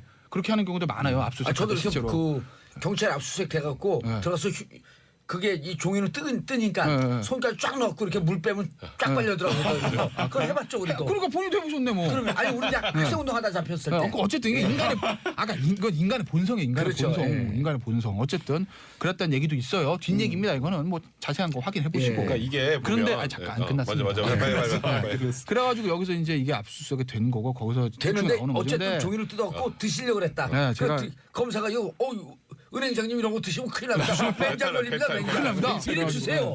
그래서 건강을 위해서 예. 압수를 한 거죠. 건강을 위해서 근데 압수를. 그 비망록에 굉장히 자세한 게 있다라는 거죠. 그러니까 단순히 돈을 몇 월 며칠 날 누구한테 줬다는 뿐만 아니라 본인의 어떤 인물평들, 뭐 정봉주 어쩌고 써 있지 이상주 않았을까요? 어쩌고 저쩌고. 그건 뭐가 썼는지 저도 모르죠. 돈 그런 받은 내용들이 사람의 있어서 인물평이 있었다. 돈을 주니까 활짝 웃더라. 보면 그러니까 예를 들면 이건 추정이에요. 아 기쁨에 겨우 눈물을 흘리면서 감사합니다 이런 말하더라. 메모에 습관이 있는 사람도 있지 않습니까? 네. 저 같은 사람은 저는 메모 1도 안 합니다. 만져보면서까지. 저는 이해가 안 돼요. 저는 안 해요. 그러니까 저는요 아시겠지만 방송할 때 이 대본에도요 하나도 메모 안 너무 합니다. 깨끗하시네. 저는 모든 걸 다 메모해요. 저는 안 해요. 보세요. 저는 뭔가 가끔 써. 가끔 사람 이름 헷갈려가지고. 메모를 하는 적이 없어요. 뭐 다이어리 연초에 받으면요 새고로 나가요 연말에. 나 메모를 절대 이것도 안 하고. 증거 남길까봐. 걸릴 게 많거든요. 걸릴 게 아니 근데 많아. 우리 변호사들은 메모하는 습관이 있는데. 예. 안 합니다 저는. 아니 근데 증거가 아까 사건 상담할 때는 그거는 기록에 다 메모하는데 남기시고. 방송하고 이런 거 그냥 일반적인 것들은 전 절대 메모 안 해요. 그러니까 그거는 버릇이에요. 그러니까 저같이 안 하는 사람은 그냥 계속 안 하는데 메모를 한 번 하는 사람은요 정말 자세하게 합니다. 불안해갖고 계속해요. 안종범 전 잊어버릴까봐. 수석이 그랬잖아요. 아. 사초. 사초. 그러니까 이팔성 전 회장의 캐릭터는 제가 모르겠는데 메모를 한 번 했다는 사람이 과연 그거만 했을까? 이건 합리적인 의심 아닙니까? 다른 건 있지 않을까? 예. 그러니까 검찰이 또 나온 거예요 이게. 어허. 그러니까 저도 솔직히 말씀드리면 이런 얘기까지 안 하려고 그러는데 저도 사실은 아시겠지만 정치 속 신출자 아시겠지만 저도 사실 저는 보수 정치권에 있는 사람 아니겠습니까? 예. 저는 보수입니다. 그렇기 때문에 이명박 전 대통령 수사에 대해서 이건 정치보복이라는 기본적인 시각을 가지고 있는 사람이에요. 저는 그건 인정합니다. 제가. 예. 국정원 댓글 사건 수사 저는 정치보복적성이 있다고 봅니다. 다스 수사 이명박 전 대통령보다 망신주기적 정치보복적 성격이 있다고 봐요. 저는 기본적으로 그렇게 봅니다. 예. 그렇지만 그렇다고 하더라도 이 삼성의 대납. 어떤 대납 문제 그리고 15억 그다음에 되돌려받으려고 노력했던 그 부분들 그리고 지금 283 전에 이 문제 이게 과연 정치보복이냐? 저는 그렇게 보지 않아요. 왜? 이거는 예를 들어서 청와대에서 야 이런 게 있으니까 해봐 오더라든지 검찰에서 야 이명박 전 대통령 망신주기 찾아봐 이게 아니에요. 제가 그 석사장을 아는데 수사하다가 나온 거예요. 하기 싫어도 나왔어. 다스 수사하다가 어. 특갈비 수사하다가 네. 옆으로 퉁 튀겨졌고 봤더니 아까 얘기했듯이 고구마 순에 달려있는 고구마가 수십 개야. 그러니까 영포 빌딩을 아니 수사를 압수수색했더니 어라? 지하 2층에서 문건이 나왔는데 오. 삼성 소송비 대납 문건이 나왔네. 예. 그러다 보니까 또 문건에 나와서 이파수 계정 조사하다 보니까 뭘 먹고 있네? 뭘 먹고 있어? 뺏었더니 비망록 있네? 뭐 어떻게 하겠어요 나온 거를. 예. 그러니까 이건 진짜 정치 아니, 성격이 아닌 거죠. 예전 같으면 먹고 있던 걸 뺏어서 이거 중요한 문서를 드시면 안 되죠. 제가 먹겠습니다. 그러고 검사가 쑥 먹어버리는데. 그 나온 걸 어떻게 하겠어요. 그러니까 오죽하면 지금 검찰에서 예. 야 이거 진짜 막 여력이 부족하다라는 얘기도 나올 정도로 그런 거 그러니까 아니겠어요? 삼성 수사할 그 여력은 애당초 없었어요. 특활비하고 다스 수사할 여력만 있었는데 예. 다스 문제도 예. 일부는 너무 많으니까 동부지검에다 넘겼잖아요. 문찬석 그 차장검사에게. 그렇죠. 네. 그다음 140억은만 그 누굽니까? 한동훈 네. 이쪽으로 사겠다. 그 역할 분담을 했어. 140원 140원은 지금 일도 안 중요해 나오지도 않아. 그러니까 근데 하다 그건 보니까 관심도 없어요 지금 하다 관심도 보니까 없어. 삼성이 튀어나오고 네. 또 하다 보니까 뭐 롯데 튀어나온다. 롯데는 증거 없으니까 나중에 하고 예. 그러니까 그리고 또 이팔성의 제가- 작가. 이팔성 튀어나오고 이명박 전 대통령 좀 굉장히 지금 답답한 건 뭐냐면 네. 정치 보복이다. 노무현 전 대통령 죽음에 대한 보복이다라는 이 프레임은 댓글 사건까지였어요. 그리고 다스까지였어요. 그 이상은 특활비도 할 얘기가 없는 거 아니야. 근데 특활비는 제가 특활비가 굉장히 근데 지금 생각해 보면 네. 이거에 비하면 특활비도 아무것도 아니에요. 왜냐하면 특활비는 아니 근데 특활비는 또 국민 감정을 건드렸거든요. 그렇죠. 감정인데 특활비는 그래도 약간 변명할 거. 너네 전 정권도 그랬잖아 뭐 이런 얘기. 이전까지 할 수 없고 단행이다, 뭐 이런 그리고 얘기. 국가 운영하다 보면 다들 그랬어라는 얘기까지는 할 수 있는데 이건 못 하잖아요. 이건 완전히 개인적인 사익이니까. 그러니까 정치 보복 프레임을 지금 쓸 수 있는 단계를 이미 넘어섰다는 거예요. 예. 그건 발해인 출국할 때가 마지막이었다는 거죠. 그리고 더 나아가면 국정원 특활비까지 그나마. 근데 그 다음에 삼성. 그리고 이거 뭐야? 이거 메가매직. 이거는 메가매직 의혹이라고 합시다 일단. 예. 이 부분은 그 정치보복 얘기를 할 수가 있는 계제가 아니죠. 근데 그러니까. 이제 MB가 제가 계속 더불어민주당 그 당대표면 이런 분을 스카우트 해갖고 더불어민주당에서 공천 주겠어요. 아 이런 합리적인 보수가 그렇죠. 양심적인 보수가 대한민국에 살아남아야 된다. 근데 가봐야 자유한국당 그다음 바른미래당 여기 가봐야 인정을 못 받으니 더불어민주당에서 공천 줘서 정치할 수 있도록 감사하다고 그래야 되는 거예요?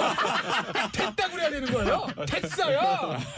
이래야 되는 거야? 기순용사 아니 이런 분들은 비례대표 2번 줘야 돼요. 따로 그래야 되는 근데 거예요? MB가 지금 비례대표 2번인데? 아니 비르피 1번 들어요. 갑자기 표정 좋았어. 표정 좋았어. 아 지역구로 해줘요. 아 비례 2번. 지역구 주려면은 저 그 어딥니까 그 광주 이런 데 줘야지. 갖고 깃발만 꽂으면 될 수 있는데. 근데 이제 그래도 MB가 됐어요? 계속 이제 그러니까 생각 좀 해봐. 정치 보복 프레임을 계속 쓸 수밖에 없는 게 예. 지금 이런 거 삼성도 그렇고 지금 요거 이팔성 회장 일도 그렇고 전혀 모르는 일이고 무관하다고 계속 주장하고 있잖아요. 예. 요게 사실이 아니라고 주장을 하면서 나머지를 그냥 정치 보복 프레임으로 묶는 거예요. 왜냐하면 지금 그렇게밖에 할 수 없어요. 왜냐하면 너무나 많은 아까 말씀드렸던 것처럼 물적 증거, 인적 증거가 다 튀어나오는 상황이잖아요. 지금 이 상황에서 저 이명박 전 대통령 변호사도 지금 2명이죠. 예. 뭐 지금 다른 데도 다 안 하려고 한대요. 그래서 지금 변호사도 너무 구하기 확실하니까. 너무 힘든 예. 상황이고 하니까 일단 할 수 있는 게 그거밖에 없으니까 저번에 천안함 거기 추모하는데 거기 가서 그냥 한마디 하신 것 같고. 담담해서. 그리고 이팔성 회장 같은 경우는 왜 검찰에 다 얘기를 했겠어요? 왜 다 얘기를 했겠어요? 증거가 나왔으니까. 아니, 그걸 먹지만 않았어도 괜찮은데 그걸 예. 이렇게 찢어서 입에 넣으니까 중요한 거니까 놓쳐 그 아무거나 먹나요? 그거 원래 그 식생활을 그걸 먹는 것도 그러니까 아닐 텐데. 에피타이저도 아니고. 그러니까요. 아니, 확인해봐야죠. 진짜 그랬는지. 아니, 그 예. 검찰에 사실이라고 물어봐야 돼요. 전제로 하면 그렇죠. 그 그리고 정도가 됐으니까 아니 메모 썼는데 저도 이거 왜 썼는지 모르겠는데 이러면 되잖아요. 원래는 이제 끝까지 버팅길 때는. 근데 무언가 메모가 너무 자세했거나 아니면 좀 전에 김태현 변호사 말한 것처럼 먹으려고 그랬거나 이건 안 돼요. 먹으려고 그랬다. 인멸하려고 하다가 예. 걸렸다거나. 그렇죠. 이제 이럴 경우는 그러면 부인을 못 하잖아요. 그렇죠. 거기다 부인했는데 명백한 증거 있으면 본인이 또 엄청나게 많은 처벌을 받아야 되니까. 자, 근데 이 증거를 크로스 체킹하기 위해서 검찰이 치밀하게 준비해가고 있다. 그 얘기는 오늘 하면 안 되겠죠. 뭐를요?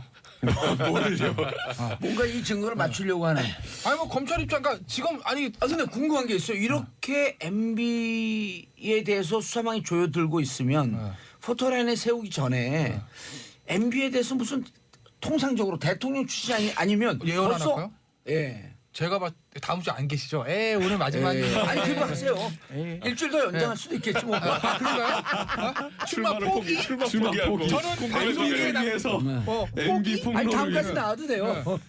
MB 제가 봤을 탐사 때 보도를 해서 우리 다음 주 일주일 안에 제가 봤을 때는 제 이제 느낌 예. 근거는 없어요. 예. 제가 봤을 때 일주일 안에 MB 논현동 사저 압수수색 들어갑니다. 아 다음 주에. 제가 봤을 때 일주일 안에. 이야. 이게 수순이죠. 아니 근데 그 MB 소환 측에서는 소환 예. 제대로 된 법률적인 대응이 전혀 안 되는 것 같아요.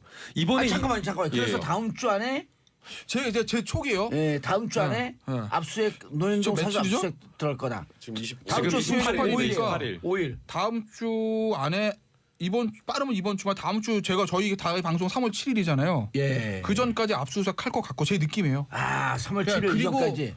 여차하면 야 이거 잘하면 3월 7일 날 막 소환 조사 막 하고 그러면 우리 소환 조사 막 생중계하는 거 아니에요? 오. 봉도사 선거 운동 하시고 계시고. 우리는 새로운 잘생긴 진행자와 함께. 압수수색. 예. 노현동 사저. 저는 그럴 것 같아요. 지금 데뷔하고 있을 거 아니에요? 아, 그러니까 그러니까 임수진님 딱 그래 중요한 자료 다 치우겠네. 근데 그거는 예. 근데 이거는요 누구나 마찬가지. 아니 생각해보세요. 인간의 본성인데 예를 들어서 지금 봉도사가 막 여러 문제로 막 오르내리고 있다고 봅시다. 예. 집에 있는 거 치울 거 안 치울 거예요? 치우죠. 당연히 저건 예. 누구나 마찬가지고 당연히 그건 다 이제 치울 건데. 임수진님이 뭐라 그러냐면 중요한 자료 다 치우겠네. 그러나 검찰은 찾을 수 근데 있는 치울 곳을 건데 뭐 어떤 게 문제가 있냐면 예. 이런 문제가 있어요. 지금 아마도 MB의 사저 같은 경우에는 언론은 얼마 전부터 모든 기자들이 막 뻗치고 있어요. 주시하고 있지 않겠습니까? 어허. 며칠 전부터 그러면은 뭐 치워도 그 어디 가져나가세요? 아니 파색이 몇 개 예? 들어가겠죠 뭐 또. 그럴 수도 있고. 그런 게 근데 들어가도 기자들 내려 보이잖아요. 그리고 컴퓨터 같은 거는 요새는 완전 웬만큼 복원이 되니까. 그렇죠. 포렌식으로 다 그 복원이 네. 되니까. 예. 그리고 뭐 그렇다 하더라도 하긴 해야죠. 디가우징으로 다 아니, 지워도 그렇다고 그걸 안 하겠어요? 뚫고 들어가는 네. 포렌식이 또 있으니까. 그렇다고. 근데 참 희한한 게 난 전 잘 모르겠어요. 저는 압수수색 안 당해봐서 모르겠는데 제가 만약에 이팔성종 회장이라고 예. 하면 뭔가 문제가 나와. 그러니까 본인 MB가 딱 걸렸다고 하면 본인과 MB와 어떤 거리가 있었던 사람은 다 알고 있지 않겠습니까? 저 같으면 다 지웠을 거예요. 저라면. 그렇지 않습니까? 만약에 제가 지금 내가 알고 봤더니 이명박 대통령한테 한 10억 준 게 있네라고 하면 그 자료 지우지 왜 놔둬요? 근데 그걸 놔두다가 압수수색 당해서 뺏긴다는 거예요. 난 그 심리를 모르겠어요. 백성문 변호사님, 네. 지금 이제 MB 수사의 특징적 현상들이 이렇게 그 법조의 눈으로 보게 되면 특징적인 현상들이 네. 지금 이제 그 김태현 변호사 지적을 했는데 가다 보면 결정적이고 아주 세세한 증거들이 계속 나와요. 그렇죠. 그러니까 그 증거를 들이대면 관계자인 이병모 국장이라든지 네.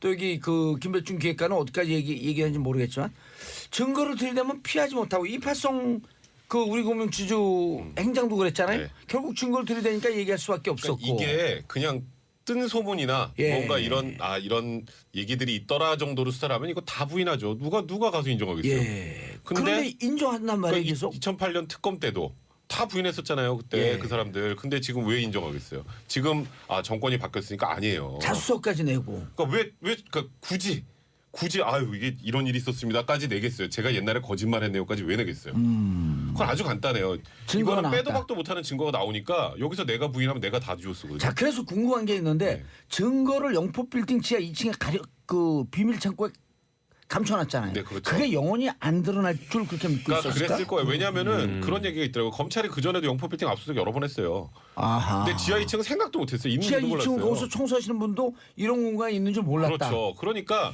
그 공간은 정말 누가 정말 구체적으로 제대로 말해주기 전에는 예. 그건 검찰도 몰랐으니까 안 내려가지고 그 검찰 일부러 안 내려가겠어요? 아니 사람이 습관이라는 게 있는데 영포 빌딩에 비밀 창고를 만들어놨으면 MB는 비밀 창고 만들어놓은 게 특징이 아닐까? 뭐 그렇게 해서 뭐 사정도 있지 않을까? 뭐 이런 생각도 하는데 예. 근데 어쨌건 그러니까 영포빌딩 지하 2층이라는 데를 그 당시 압수수색할 때 검찰이 1초도 망설임 없이 지하 2층으로 내려갔어요. 거기서 포인트를 딱 찍어갖고 1초도 망설임 없이. 누군가의 증언이 그렇죠. 있었다. 확실한 증언이 있었죠. 근데 거기서 너무 많은 게 나온 거예요. 아까 지금 김태현 변호사 얘기했던 거 우리가 지금 삼성이 소송비 대납해 준 걸 이전에 다스 의혹 중에 1도 없었던 거잖아요. 자, 그래서 그러면 지금 이팔성 회장도 우리 처음 들어본 사람 되게 많을 거예요. 1도 없었어요. 이명박 전 대통령의 전 심리를 모르겠어요. 왜냐면 김태현 변호사님 예견을 했으니까 이제 예언을 아이고, 했어요. 누구나 할수 있는 얘기 압수수색 들어간다. 네. 자, 압수수색 들어가면 증거가 좀 나올까요? 나올 수도 있지 않겠어요? 왜냐면 뭐 아까 이제 대부분 아까 이명박 전 대통령도 또 수사 대비하며 뭔가 자료가 있으면 다 파쇄할 거예요. 그건 누구나 그렇습니다. 예. 그러니까 저는 오히려 이팔성 회장이 그 비망록을 가지고 있었다는 게 더 이상해요. 그거 왜? 무려 10년 전 거를. 그렇지 않습니까? 자기가 구린 게 있으면 다 이게 없애는 게 제가 뭐 그걸 권장하는 건 아니야. 그 본인 입장에서 인지상정이잖아요. 아니 MB의 특징을 미리 간파하고 있었다고 한다면 네. 일단 돈을 줬는데 나중에 싹 씻어. 네. 그럼 그 나중에 그러니까 뭔가 그런 것들 압박을 때문에 하기 위해서 증거를 남겨놓은 거 그러니까 아닐까? 그런 것들 때문에 다들 가지고 있는 거잖아요. 옛날에 성완종 그러다가 회장이랑 문제가 비슷한 생기는 거예요. 거잖아요. 예? 그러니까 성완종 회장 리스트랑 비슷한 예를 거예요. 들어 이런 거죠. 그러니까 이명박 전 대통령도 추정인데 예, 추정인데. 제가 이명박 전 대통령이었다면 영포 빌딩 지하층에 그런 문건 안 갖다 놓을 겁니다. 삼성 소송비 대납 문건을 왜 갖다 놉니까? 그건 사실 싹 파쇄해서 흔적을 없애는 게 맞는 거죠. 걔가 그러면 잘했다고 권장하는 건 아닌데. 근데 세상에 알려지면 안 될 그럴 비밀들을 그걸 왜 놔뒀었어? 그건 심리상 마지막 순간에 자기가 그거가 필요하기 때문에 가지고 있는 거 아니겠어요? 그러니까 누구나? 차명 재산으로 갖고 있었다고 하는 전제하에서 그러니까. 만약 차명 재산으로 백성문 변호사가 내 재산을 네. 갖고 있어. 네. 근데 나중에 와서 줘 그랬더니 목미 이거 내 재산인데 네. 이럴 경우 재판에 그러니까 대비해서 실제로 예전에도 이거 하나 예를 들어주면 예전에 이건희 회장 이거 얘가 말씀드렸었나요? 이건희 회장이 그 김용철 특검자 차명전을 찾았잖아요. 여러 임직원들. 근데 그 중에서 실제로 퇴직한 임원한 사람이 내 건데라고 소송을 제기한 적이 있었어요. 그때 돌려받지 그때- 못하잖아요. 그 이겼죠. 삼성 측 이겼는데. 삼성이 이겼어요. 네. 어쨌든 명의잖아 그렇게 할 수도 있는 거죠. 그러니까. 이명박 전 대통령 입장에서 야 다스 이거 나중에 우리 아들이랑 조카랑 싸움 붙으면 어떡하지 시험이 줘야 되는데 뭐 그렇게 하고 다스가 중요하다. 아유 죄송합니다. 네. 이런 것 때문에 아마 문건을 관련된 중요 문건을 갖다 놓지 않았을까라는 추정은 가능한 건데 그렇다고 하면 이명박 전 대통령 사저에도 정말 본인의 입장에서는 본인이 다치더라도 나중에 후대를 위해서 가지고 있어야 될 서류는 남겨놓을 수도 있는 거죠, 그건. 그러니까 제가 그런 것들을 다 파쇄할 건지 남겨놓을 것인지는 이명박 전 대통령 사람의 캐릭터를 모르니까 단언할 수는 없으나 영폭 빌딩 지하 2층에 수많은 문건을 남겨놨던 거에서 추정해서 보면 뭔가 있을 수도 있다라는 겁니다. 알면서도 내일 모레 압수수색 들어오겠지라고 걸 알면서도 파쇄하지 못하는 그런 것들. 그러니까 압수수색 들어올 건 당연히 예상하고 있을 거예요. 소환 조사까지. 그런데 제가 하나만 또 말씀드리면 저는 이명박 전 대통령 정말 답답한 건 뭐냐면요. 이쯤 되면요. 본인 나와서 인정할 건 해야 됩니다. 그러니까 최소한 제가 봐서 뭘 인정을 해야 되냐면 다스에 대한 부분 인정을 해야 돼요. 다스 내 거야. 여기서부터 비롯된 모든 저는 법적인 이명박 문제는 대통령이 다스에 대해서 결정적 증언을 이렇게 하면 살 것 같아요. 다스 지금까지 내가 부인했지만 내 거 아닌 거 맞습니다. 다스 봉도사 겁니다. 그럼 우리도 주시나요? 그럼요. 네. 다 나눠줘 다. 근데 그게 제가 왜 말씀드리냐면 다스의 문제가 법률적인 죄에 비해서 여론이 굉장히 안 좋습니다. 사실 다스가 이명박 전 대통령 죄인제가 도덕적으로 비난을 받는 거지 그거 자체가 죄는 아니거든요. 그럼 그걸 인정하면 그게 왜 여론이 안 좋은 줄 아세요? 부도덕의 문제니까 그렇죠. 그것 거짓말의 때문에 문제. 저를 감옥을 보냈기 때문에. 그렇죠. 그러니까 그걸 인정함으로써 여론을 좀 잠재우고 검찰을 좀 다독이면서 본인이 그거를 해서 받아들일 죄는 그렇게 큰 건 아니거든요. 근데 그것도 그러니까 늦었어요, 최소한 이제. 그거는 그게 늦었다는 늦었는데 거죠. 아니, 지금 선임 받으려고 하는데 그러니까. 좀 밀어줘요. 그게 좀 늦었다니까요, 왜 지금. 그래 좀 늦었어. 지금 삼성하고 지금 이팔성 회장께 나왔는데 지금 여기서 다스는 제 겁니다 하면 그건 진짜 좀 냅두고 이거부터 하겠다고 하죠 됐고. 지금. 됐고. 그건 됐고 알았어. 됐고. 그건 이미 우리 알고 있어요. 이렇게 하고 끝나는 네. 건데 그거는. 네 그만할게요. 자 이명박 전 대통령 제가 간곡히 권해드립니다. 변호사는 김태현, 김태현은 변호사, 김태현 변호사 열려 있습니다. 전화 주세요. 왜 그러시는 거예요? 저 방송해야 돼요. 아니 그거 선임하면 방송 못해요? 할 수 있죠. 있죠. 네. 나오는 데마다 그냥 그 MB를 그 디펜스 하는 거야. 그냥 악성 댓글 그냥 한 3,000개씩 달려 이 한 죽일 놈. 200살까지 할 거야. 200살까지. 200살까지. 자 그럼 압수수색 들어가면 결국 끝장날 증거가 나온다. 아 그건 알 수 없죠. 이미 다 나왔죠. 그러니까 지금 결정적인 증거들이 다 기본적으로는 있겠죠. 예. 모든 사람한테 기본적으로 다 파쇄할 건데 누구나 예. 이걸 내가 그래도 나를 나중을 위해서 가지고 있는 게 낫다라고 생각하는 건 파쇄 안 하는 거죠. 뭐. 예. 아니, 지금 이미 본인의 결정적인 선택이죠. 증거들이 나왔기 때문에 지금 현재 이명박 전 대통령의 변호인들이 잘못 조언해주고 있는 거예요. 예. 지금 이번에 이 이팔성 메모가 나왔다라고 하면서 보도가 됐는데 뭐라고 돼 있냐면 이전 회장으로부터 선거자금 내겠다는 의사를 전달받아서 연결만 해줬을 뿐이다. 그리고 그건 줬다는 거 얼마가 아니에요, 그냥. 얼마가 오갔는지는 모른다. 이렇게 누가요? 이게 이명박 대통령 측 관계자에서 이렇게 따옴표로 보도가 됐어요. 아 그거는- 이런 말이 뭐예요 도대체? 이게 어떻게 이런 말 그거는 거의 인정하는 검사 얘기 발언이거든요. 같은데 저거는. 사실 지금 그게 말이 안 되는 이명박 전 대통령의 조언이거든요. 변호인, 예. 박 전 대통령, 박근혜 전 대통령의 변호인 특징이 내용을 모릅니다. 알 수가 없어요. 똑같아요. 그거는. 아니 그리고 당사자가 아니라는데 그 변호사 나서서 아이 이건 맞습니다. 이럴 수는 예. 없잖아요. 바깥에서. 그러니까 다음 그게 주에 문제예요. 다음 주에 이명박 전 대통령 노현동 사저 압수수색 들어간다. 그리고 그곳에서 영포 빌딩과 유사한 비은밀한 장소가 나올 것이다. 나올 수도 여기까지. 있다. 세 분 네. 수고하셨습니다. 네, 고맙습니다. 예, 저는 다음 주에 없습니다. 아이고. 예, 여전히 재미나고 알뜰살뜰한 삼변시대 이어가 주시기 바라겠습니다. 광고 듣고 4부 돌아옵니다. 채널 고정하소서.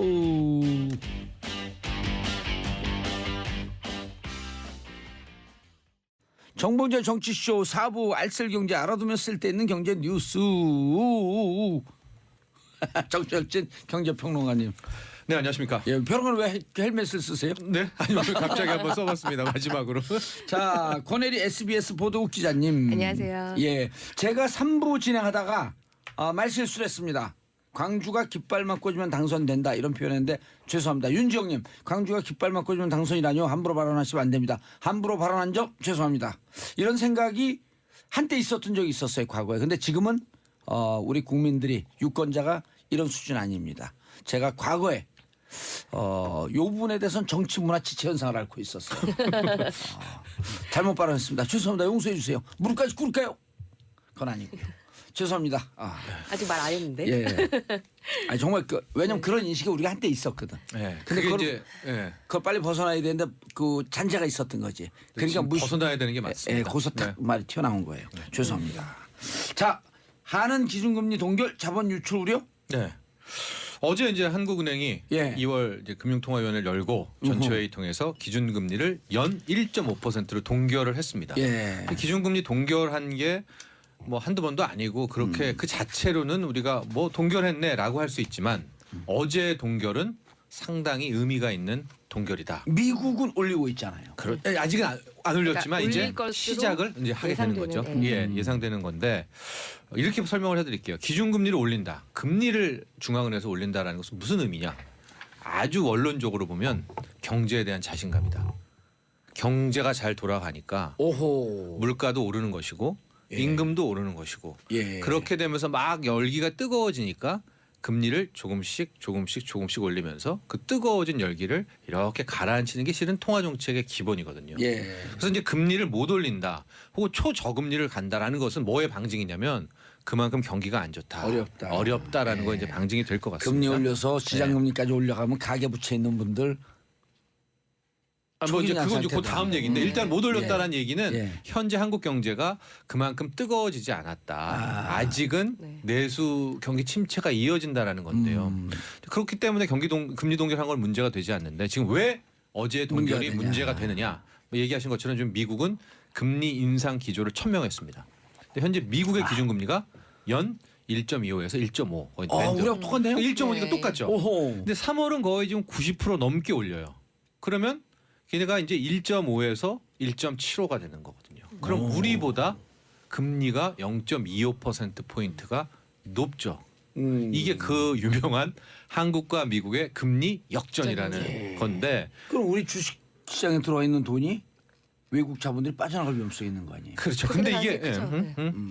바로 나가는 게 아니라 현재는 0.25% 포인트 차이잖아요. 예. 그러니까 이 차이 때문에 고이자를 더 받으려고 외국계 자금이 막 빠져나가지는 않겠죠. 근데 지금 왜 이게 문제가 되냐면 미국은 임금 상승률까지도 왔거든요. 그러니까 임금 인상까지도 올 정도로 어느 정도 지금 경기가 올라섰거든요. 예, 그러니까 경기가 살아나고 있다. 예, 미국은 계속 금리를 올릴 수가 있습니다. 연 3번, 4번 소수설이 하지만 5번까지 올릴 수가 있어요. 근데 우리는 지금 올릴 형편이 안 돼요. 우리 자체로만 봤을 때는. 그러니까 우리는 계속 어쨌든 경제로만 보면 붙잡고 있어야 되죠. 근데 미국은 금리를 쭉쭉쭉 올리죠. 그러니까 지금은 0.25%포인트 벌어졌지만 이게 0.5%포인트, 나중에 1%포인트까지 벌어지면 이때는 무조건 돈을 한국 빠져나가죠. 탈출, 미국으로 회귀하고 있기 때문에 이렇게 될 경우에 자본 유출 우려가 있는 대목이다. 그럼 경기가 살아나지 않고 있는데 미국 자본까지 빠져나가고 주식시장이 주저앉으면 경제는 악순환되면서 더 어려워진다. 게다가 주식이면 좋지만 채권, 부동산까지도 이게 전이가 된다. 게다가 채권 부동산 같은 경우는 더 이렇게 지금 당장은 아니겠지만 장기적으로 이렇게 벌어지면, 미국과 격차가 나면 더 우려가 있는 게 좀 이렇게 장기 자본이고 좀 더 건전 자본일 가능성이 크잖아요. 그런데 이렇게 금리 차이가 벌어지고 나면 당연히 그러니까 이쪽에서는 100원짜리 이자를 빌릴 수 있고 이쪽에서는 200원짜리 이자를 빌릴 수 있는데 당연히 움직임을 고려할 수밖에 없다는 거죠. 건강한 자본까지도. 네. 그래서 실은 어제 일부에서는 선제적 대응을 좀 했었으면 하는 뭐 그런 게 있었는데 하도 기자들도 그렇고 언론에서 한미 금리 역전, 뭐 자본 유출 이렇게 하니까 여기에 대해서 이주열 하는 총재도 입장 발표를 했습니다. 그래서 이주열 총재의 의견은 이거예요.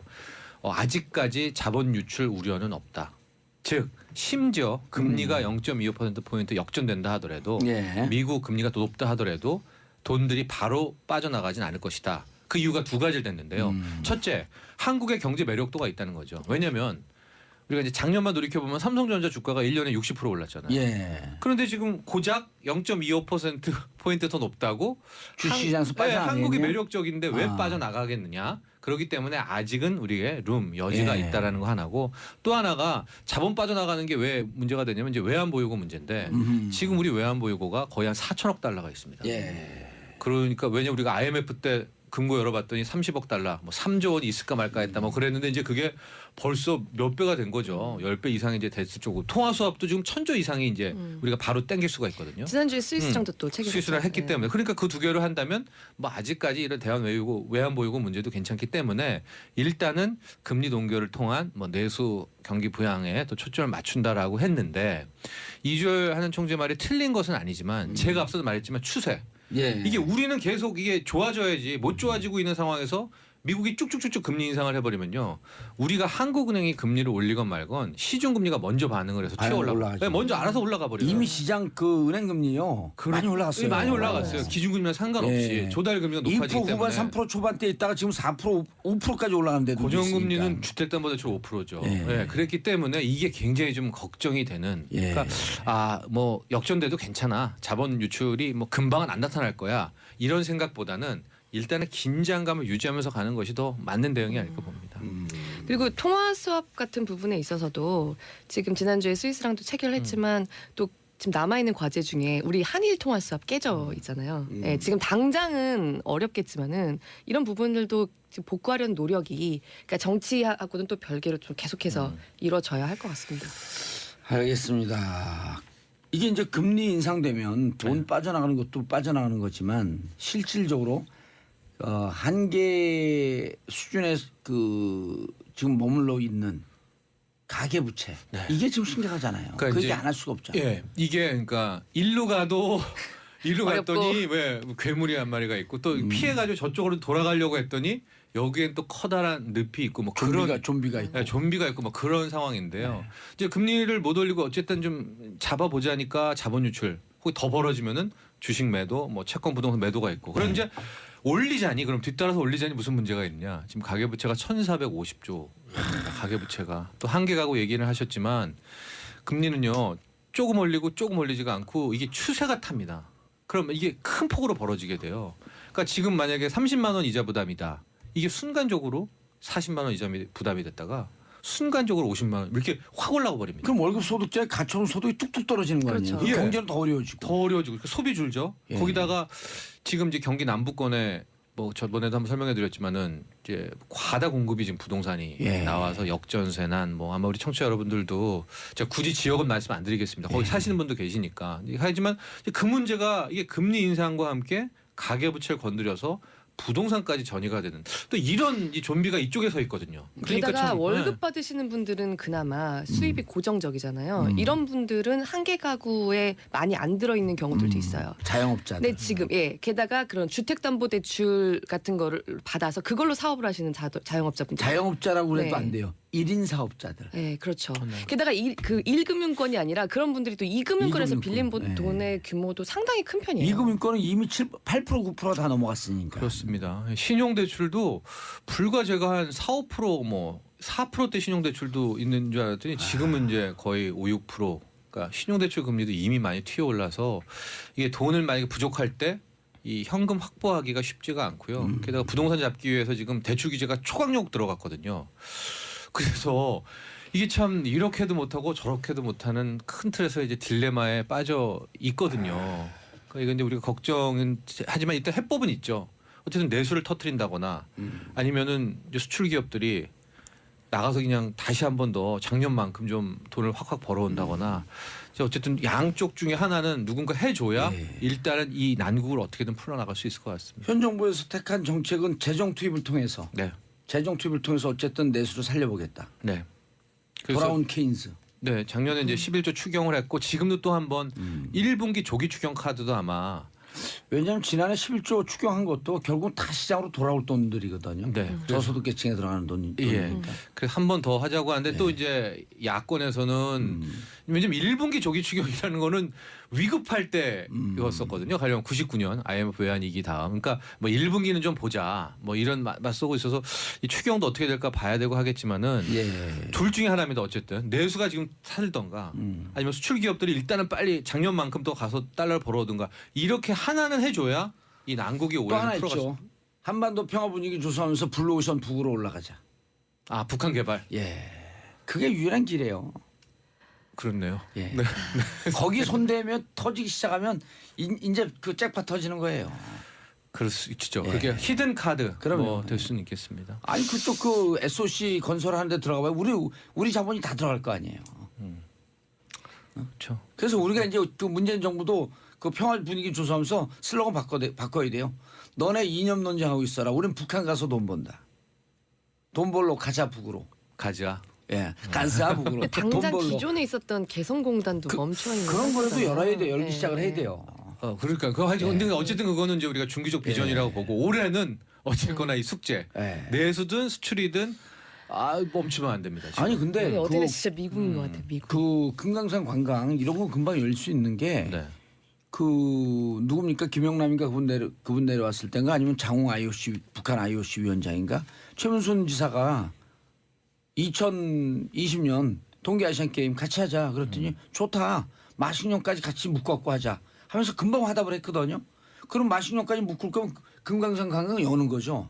금강산 관광 열면 또 일단 동해안 그 강원도 경제는 좀 살잖아요. 그래서 살금살금 살려나갈 수 있는 길을 찾아가야죠. 네, 제가 뭐 북한 쪽은 그렇게 전문가가 아니어가지고 여기에 대해서 뭐 그렇게 제가 알겠습니다. 코멘트할 개성공단 수는 열어야겠죠. 없어요. 권혜리 기자님. 아니 저는 기본적으로 그 기존에 네. 지금 경제 얘기가 아닌데 기존에 완전히 대화가 단절된 것은 너무너무 많은 부작용들 나왔었어요. 여기서 할 얘기는 아니지만 그리고 개성공단도 그렇고요. 그런 식으로 차분히 단계적으로 당연히 교류가 재개가 돼야죠. 예. 이번에 그 개성공단 기업도 300명인가요? 개성공단 방문 허용해 줘라. 라고 또 이제 통일부에다가 요청도 하고 그랬기 때문에 뭔가 좀 터지겠죠. 네. 예. 자자 우리 이슈로 넘어갑시다. 코리안 핏 청바지가 나왔다? 네, 이거 무슨 제가 얘기예요? 갖고 온 소식인데요. 예. 코리안 코리안 핏? 그러니까 한마디로 우리나라 사람들에 맞는 체형에 맞춰서 핏을 만든 청바지가 나왔다는 겁니다. 오호. 이게 단지 청바지만이 아니라 그러니까 말하자면 우리나라 사람들의 체형에 맞춘 어떤 소비재들을 늘려가는 작업이 시작됐다는 거죠. K 의류가 나오기 시작했다는 거예요? 그렇죠, 그렇죠. 아하. 네. 원래 사이즈 코리아라고요. 원래 이거 이거 되게 오래된 얘기다라고 조금 아시는 분들은 아실 수도 있을 거예요. 그 산자부 산하에 기술표준원 산하에 디자인진흥원이라는 곳이 있습니다. 디자인진흥원이 있어요. 예, 여기서 사실 1979년부터 지금 40년째 그 한국인들의 체형을 5년에서 7년에 한 번씩 업데이트를 하고 있어요. 오호. 그래서 그런 것을 좀 그런 자료를 가져다가 이렇게 물건들을 만드는데 좀 참고하고 이런 기업들도 기존에 있었는데 하지만 대부분의 소비재 시장에서는 여전히 그 선진국 선진국의 사이즈들을 참고해서 많이 만듭니다. 특히 의류들은 많이 그래요. 가만히 생각을 해보시면 왜 미국 같은 데 갔을 때 화장실을 가면 세면대 왜 이렇게 높고 커? 그런 생각 좀 해보신 적 있죠? 그렇죠. 이게 다 그 나라의 사람들의 평균적인 체형을 고려해서 그런 소비재들이 나오기 때문이거든요. 근데 우리나라도 다 그렇게 그동안 아름아름 참고는 좀 해왔지만 그러니까 대부분의 소비재 시장에서는 여전히 사이즈는 기본적으로 기존에 원래 그런 물건들이 나왔던 그 선진국의 소비재들로부터 미주형, 주로, 유럽형 이제 그렇죠. 이렇게 쫓아왔다는 그런 거죠. 것들이 많았는데 우리도 그동안 이 40년 동안 5년에서 7년에 한 번씩 업데이트를 하면서 축적했던 지수들을 이제 본격적으로 좀 적용을 해서 소비재들이 더 이렇게 똘똘하게 만들어지도록 하자 그런 시범 사업이 올해부터 시작이 됐습니다. 그 과거에 네. 우리 한 15년 전, 20년 전쯤에 보면은 N모 청바지가 있어요. 고가의 청바지가 나왔거든. 네네네. N-X. 네, N-X. 근데 그게 네네. 이제 메이드 인 홍콩이에요. 네. 근데 우리나라 기업이 나가서 홍콩에서 만들어서 홍콩제라고 들어왔더니 막 폭발적으로 강남에 그 겔모 백화점 이런 데서 막 폭발적으로 떴거든. 근데 소지섭 그때 모델. 입어봤더니 네. 우리 체형하고 너무 맞는 거예요. 홍콩 청바지니까요. 홍콩 청바지니까. 네. 근데 사실은 홍콩에서 만들면서 우리 핏을 사용했던 것 같아. 네. 근데 이게 그래서 지금 5개 기업이 시범 사업을 해요. 네, 그 중에 하나가 2개가 의류고 그 중에 청바지 기업이 하나 있는 겁니다. 캐주얼 기업이. 이게 제가 이거를 TV에서도 한번 말씀드렸더니 굉장히 어느 업체냐고 문의가 많이 왔는데, 그러니까 먼저 그 결론부터 말씀드리면 어떻게 코리안 핏이 됐느냐? 사이즈마다 허리를 0.5인치씩 좀 줄였어요. 그리고 다리는 2cm씩 잘랐습니다. 어허. 그러니까 다시 말해서 그동안의 청바지들은 그러니까 미국이 청바지 선진국이잖아요. 그렇죠. 솔직히 말하면. 네. 그런 핏을 주로 생각을 하고 만들어 왔는데 코리안 핏을 적용해 봤더니 우리나라 사람들이 대체로 미국 사람들보다 허리는 그 정도 가늘고 다리는 그 정도로 짧다는 거죠. 그러니까 미국 핏에 맞춘 청바지를 맞추면 막 이렇게 막 밑에 신발이랑 구겨진 채로 입거나 했었는데 2cm만 잘라도 상당히 많은 분들이 내 다리 길이다 싶은 정도가 될 수 있다는 거예요. 예를 들면 기존에 제가 그 허리 32 네. 이거로 입었어요. 32가 예를 들어 84cm라고 한다면 네네네. 지금 우리의 코리안 핏에 맞춘 32 사이즈는 한 82cm쯤 이렇게 그렇죠. 된다는 그런 식으로 건가요? 조금 허리 좀 줄이고 다리도 2cm를 자르고. 근데 네. 지금 요즘에 뭐 우리 아들들도 봐도 그렇고 후배들은 그 좀 핏이 네. 서구화되지 않나요? 서구가 그게- 되는데 조금 부족하다는 거죠. 지금 말씀은. 아니, 근데 완전 근데 서양보다? 그게 그 아. 사이즈 코리아도 연령대별로 다 핏을 내요. 그래야 그것들을 되겠다. 다 감안해서 맞춘 거예요. 근데 그거를 제가 그 우리나라 사람들이 이 의류나 이런 것도 똑똑하다고 보는 게 유럽에 나가면 그 양복을 사잖아요. 그럼 위에 32, 아래 32에서 딱 한 세트를 사야 돼요. 네. 근데 우리 백화점이나 이런 데 시장 가면은 상의는 32인데 바지는 30 이렇게 골라서 살 수 있게 되는데 유럽은 한 세트로 사야 되잖아요. 네. 그래갖고 오면은 바지를 많이 고쳐야 돼요. 그렇죠. 상의는 많이 맞는데 고치죠. 네. 바지는 많이 고쳐야 되고 네. 이런 거 참 그거 좀 바보 같은 마케팅이다 그랬는데 근데 거기 이제 유럽 쪽 그 브랜드들은 그런 오소독스 정통성들을 많이 그 추구하는 것 같더라고요. 그래서 아마 그게 이제 이탈리안 사이즈로 해서 저도 그런 거 많이 느끼는데 48이면은 뭐 위에는 50이고 예. 뭐 바지는 뭐 44. 뭐 46이나 44. 뭐 이렇게 다르게 한 하는데 걸로 절대 그렇게 안 못 팔죠. 그렇게 못 팔죠. 예. 예. 위아래다 50이면 50인 거고. 근데 연령대별 48이면 얘기를 조금 더 48이죠. 말씀드리면 예. 근데 우리나라 사람들의 평균 등신 있잖아요. 네. 그거 몇일 것 같으세요?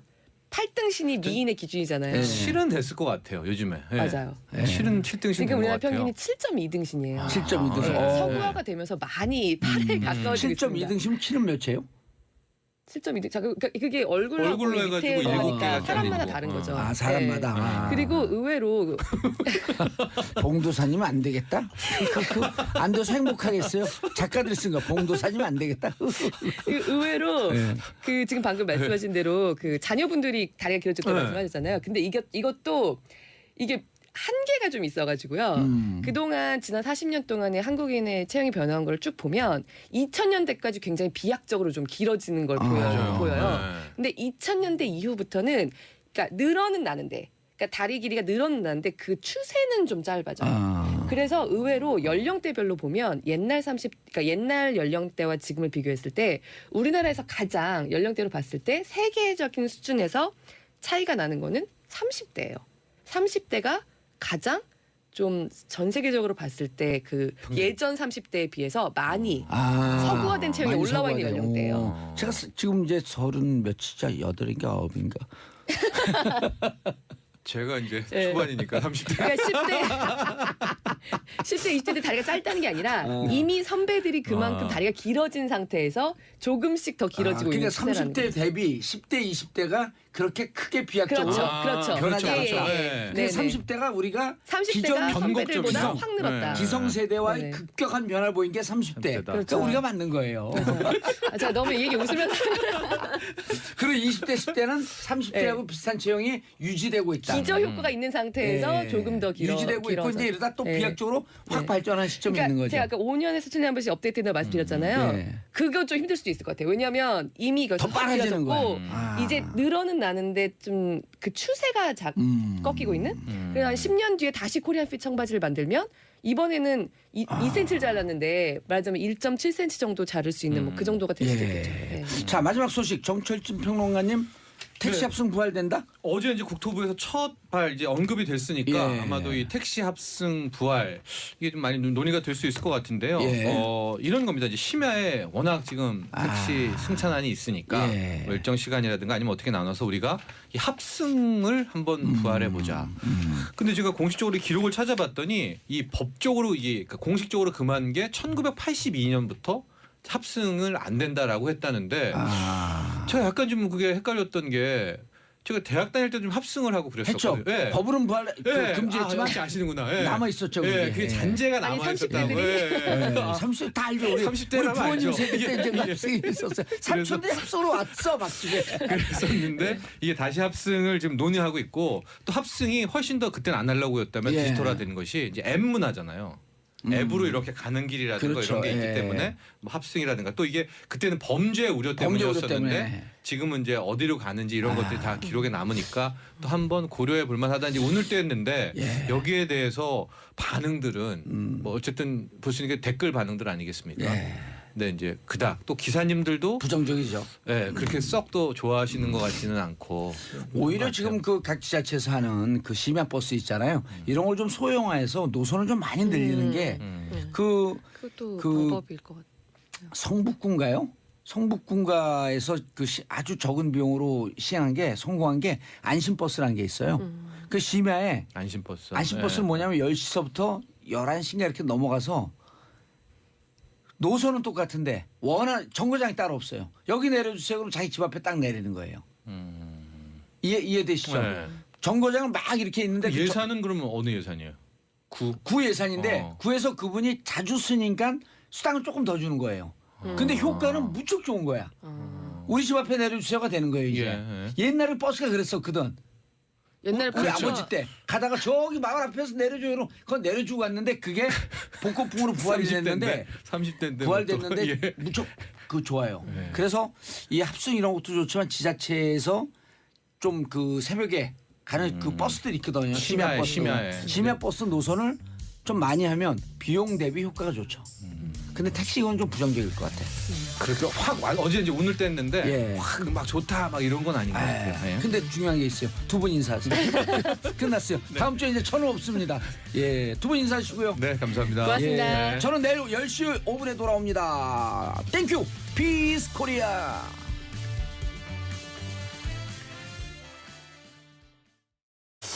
자, 법조인의 눈으로 본 대한민국 정치, 사회, 법조 뉴스. 자, 고구려를 대표하는 백성문 변호사님. 네, 안녕하세요. 백성 변호사입니다. 예, 삼변시대 오늘 마지막 시간입니다. 그러니까 지금 너무너무 아쉬워요. 이게 제일 재밌는데. 다음 주에는 뭐 또 누군가가 하겠죠. 예. 자, 그리고 신랄 대변하는 김태현 변호사님. 안녕하세요. 예. 아니, 삼변시대는 계속 가요. 삼변시대 계속 하는 거예요? 정봉주와 삼변시대에서 정봉주와가 바뀌는 거지.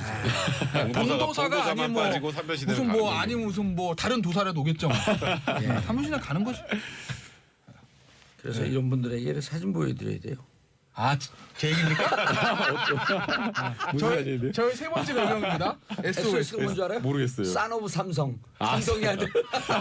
아, 썬으로 바뀌었어요? 스칼라십 오브 삼성. 삼성 장세. 더 위로 올라갔네.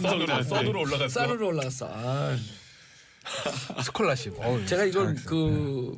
그것도 찍어 놓으셨어요? 예. 이거 김태현 변호사 써먹으려고. 코엑스 지하 3층. 그 밑에 뭐가 있는지 아세요? 뭐가 있는 화살표가 아니요. 아니 요 밑에 화살표 밑에 네. 그 TOP. 저거요. TOP 커피가 있나? 이거 뭐지 그거? 그 뭐, 불 끄는 거. 소화기.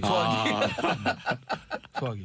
네, 소화기 있어 SOS. 요즘 근데 김태현 변호사 맨날 불을 질러가지고. 예, SOS. 이 김태현 변호사의 별명이에요. SOS. 스콜라십 오브 삼성. 스콜라십 오브 삼성. 잽싸게 찍어놨죠. 네. 그 뒤에 차가 막 크락션을 눌러요. 빨리 가라고 세워놓고 찍었거든. 자, 처음 나오셨어요? 김남국 변호사님. 세 번째 나왔습니다. 그래요? 네네. 처음은 너무 안 돼요. 세 번째 나. 저도 한 두 번은 기억하는데요. 이 자리에 앉았어요? 3년씩? 그 자리. 네. 저 자리. 오. 박지훈 변호사님이 이렇게 어디 가실 때마다 오. 제가 땜빵으로 이제 영원히 가버려가지고. 얼마나 존재감이 없으면 제가 기억이 안 나지. 눈물이 납니다. 눈물이. 네, 김남국 변호사님. 네, 안녕하세요. 김남국 예. 변호사입니다. 그때 박지훈 변호사님 어디까지 갔냐면 목포 하이도까지 갔어요. 하이도요? 예. 더 끝까지 가야 되는데. 자, 진짜 이제 기억이 나네 나오셨던 게. 그러니까요. 자, 박근혜 재판. 자, 박근혜 재판 간단하게 치고 오늘 중요한 MB의 롯데 문건, 그다음에 MB의 매관 매직까지 쫙 가야죠. 오늘 가죠. 네. 저를 무시고 그랬어요. 자, 30년 구형. 네. 왜? 이거는 사실 저는 예상보다 좀 적었던 것 같아요. 35년 예상했어요? 아니면 저는 무기? 이거보다 그러니까 뭐 더 이상일 거라고 생각했던 이유는 일단 최순실보다 박근혜 전 대통령의 혐의가 더 중하다는 거는 뭐 대부분의 법조인들이 다 생각을 하고 있는 거잖아요. 근데 이렇게 생각해 보세요. 최순실이 우리가 자꾸 25년 구형이라고 생각을 하는데 최순실은 실제로 32년이 구형된 겁니다. 이대 학사비리 7년 구형했었잖아요. 아하. 그러니까 저는 그거보다는 위라고 생각을 했어요. 이대 학사 비리는 이미 그 형이 그렇죠, 확정이 그렇죠, 됐고요. 그렇죠. 근데 이제 검찰의 구형량만 보면 이대 학사비리에 7년 구형했고 25년 구형했으니까 사실상 32년을 구형한 거죠. 아하. 근데 그거보다 적었다는 점에서 조금 의아했고, 근데 다만 이제 뭐 혐의가 일단 18개. 지금 최순실하고 관련 없는 혐의들도 박 전 대통령 몇 개 있잖아요. 블랙리스트나 이런 것들. 예. 그런 것들은 사실 반헌법적인 문제들이고 거기다 이제 박근혜 전 대통령이 없었으면 이런 일이 벌어지지 않잖아요. 아주 간단히 말하면. 아하. 이제 그렇다면 당연히 최고 책임자가 책임을 더 많이 지는 게 맞는데 이제 검찰과 특검에서는 어쨌건 유기징역의 상한이 30년이고 그 뭐 최대까지는 뭐 50년까지 가능합니다만 일단 형식적으로 30년이고 사람을 죽이지 않은 경우에 30년 이상 구형하는 선례가 거의 없어요. 예. 그러니까 그런 걸 감안하고 또 박 전 대통령의 나이까지 생각을 하면 이 정도면 사실상 무기징역을 구형한 거다라고 판단을 해서 30년을 구형한 거라고 생각을 하고 그런 면에서는 뭐 적절하다고 봐야 될 것 같아요. 사실상 무기징역이다. 자, 왜 30년 구형했어요, 근데? 30년 구형과 관련해서는 이미 백승 변호사님이 말씀해 주셨기 때문에 저는 오히려 검찰의 농고문을 좀 농고, 들여다볼 필요가 있다고 보이는데요. 최순실 씨와의 그 농고문을 비교를 해보면 단어 자체가 굉장히 좀 세졌다? 강도가 아하. 세졌다고 볼 수가 있을 것 같아요. 헌정사에 5점을 남겼다라고 역사적인 어떤 평가까지 검찰에서 했고요. 또 뭐 표현이나 이런 것들을 보게 되면 박근혜 전 대통령이 재판에 사실 성실하게 임하지 않아서 지난해 뭐 10월 16일부터 아예 나오고 있지를 않는 거잖아요. 그러면서 검찰에서 뭐 박근혜 피고인 같은 경우는 반성할 의지가 전혀 없고 국민에게 사과할 생각조차 없다라고 표현을 한 것을 보게 되면 오히려 검찰의 구형 30년 할 수 있는 데까지 구형을 한 것이지만 농고문을 보게 되면 30년 구형보다 훨씬 더 역사적인 평가까지 포함해서 굉장히 센 표현이 들어갔다라고 예. 평가를 해야 될 것 같아요. 김태현 변호사님. 네. 이게 이제 4월 6일 날 선고가 있기 때문에 우리가 여기서 구형을 뭐 이렇게 구구절절 분석할 네, 필요 구형 없어요. 없죠. 그러면 그리고 이제 구형이니까. 또 많은 언론들이 썼으니까 네. 기존 언론이 간 길을 우리는 또 뒷조사하고 싶지 않잖아요. 정치 수조는 그런 프로가 아닙니다. 그러면 네. 새로운 길을 가야죠. 우리가 질러가서 따라오게 만드는. 그런데 어제 이제 뭐 국선 변호인님 뭐 눈물까지 흘리고 무지개 변론. 무지개. 선처를 호소하면서 근데 이제 137일 동안 재판하면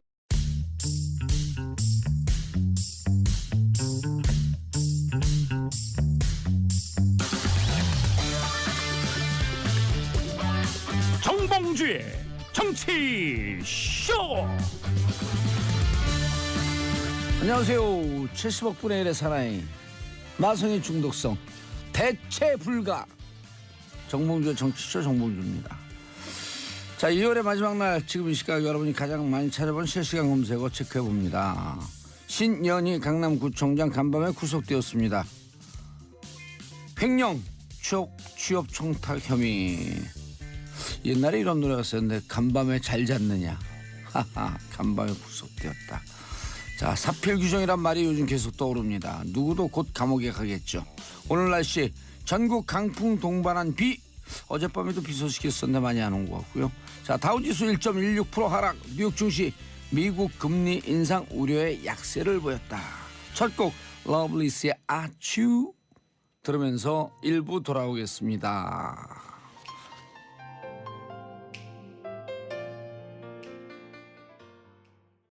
정봉재 정치쇼 1부 순서 들어가겠습니다. 자, 청취자 여러분들 함께합니다. 샵 1035 짧은 문자 50원, 긴 문자 100원. 보는 라디오로 보신 분들 알겠지만 제가 멀리 떨어져 앉아 있으니까 우리 PD께서 가까이 앉아라. 프로그램 시작된다. 그래서 제가 답했죠. 하든 말든. 그게 그렇게 옆에 증인이 있어요. 그랬어요, 안 그랬어요? 저 소개부터 해주시고 시작하면 안 될까요? 자, 껴야 되나 말아야 되나 계속 고민했습니다. 자, 정상근 미디어에 오늘 기자 나오셨습니다. 네, 미디어 오늘 정상근 기자입니다. 안녕하십니까? 미디어의 이렇게 오늘이요. 정상근 정상근 미디어에 오늘 기자 나왔습니다. 그래야지 사람들이 기억을 해요, 이름을. 아, 맨날 그런가요? 정상근으로 이렇게 기억이 안 돼. 네. 상근하지 않는 정상근 기자님. 그렇죠. 그렇게 예. 하시면은 좀 기억을 하시려나 모르겠네요. 예. 옛날에 우리 멍멍이 있었는데 진짜 그 걔가 네. 항상 거기 있으니까 지나가는 사람들이 얘는 여기서 상근 근무하네 그러면서 그렇지. 웃었던 적이 있었어요. 예전에 그 1박 2일에 상근이라는 개가 있었잖아요. 1박 2일에 초창기 때. 오. 예. 그 개랑 저랑 이름이 같아가지고. 1박 2일은 어디 프로예요? 그 타방송사. 그럼 왜 프로그램 얘기해요? 했는데. 아, 그러네요. 집에 가고 싶었어요. 자, 프로그램 끝났습니다. 저도 모르게 큰 실수를 했네요. 괜찮아요. 그러니까 네. 서로 밀어주고 땡겨주고 그러는 거죠. 아, 네, SBS도 그렇죠. 좋은 프로 많은데. 예, 그럼요. 즐겨보고 있습니다. 런닝맨. 런닝맨 즐겨보고 있죠. 오. 동상이몽도 재밌게 보고 있고요.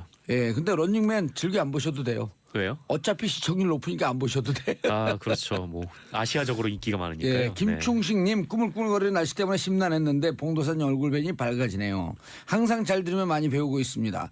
자, 이분이 김충식님이 정봉주 보니까 행복해지잖아요.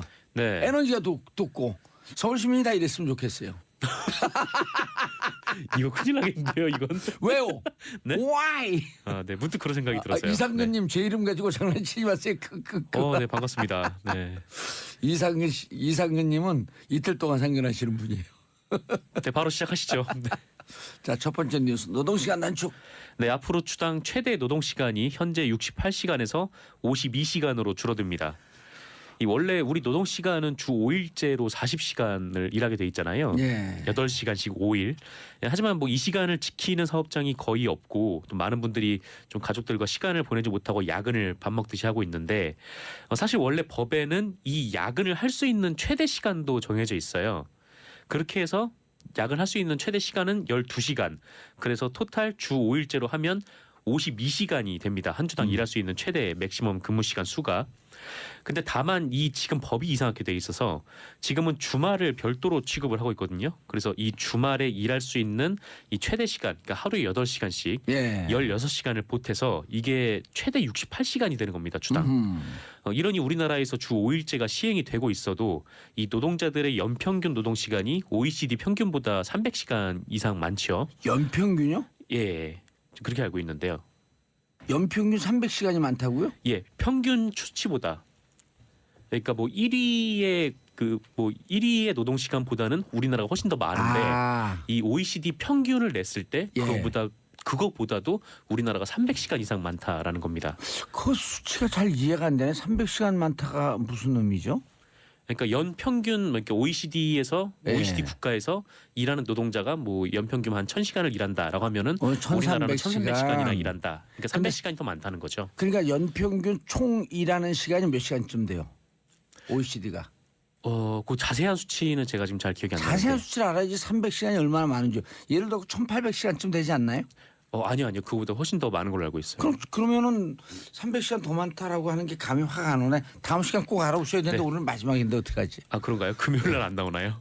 금요일 날 나와요? 예. 그럼 금요일 날 금요일까지 알아보세요. 꼭 알아보겠습니다. 그래서 연평균 OECD 연평균 1,700시간이잖아요. 맞잖아요, 제가. 네.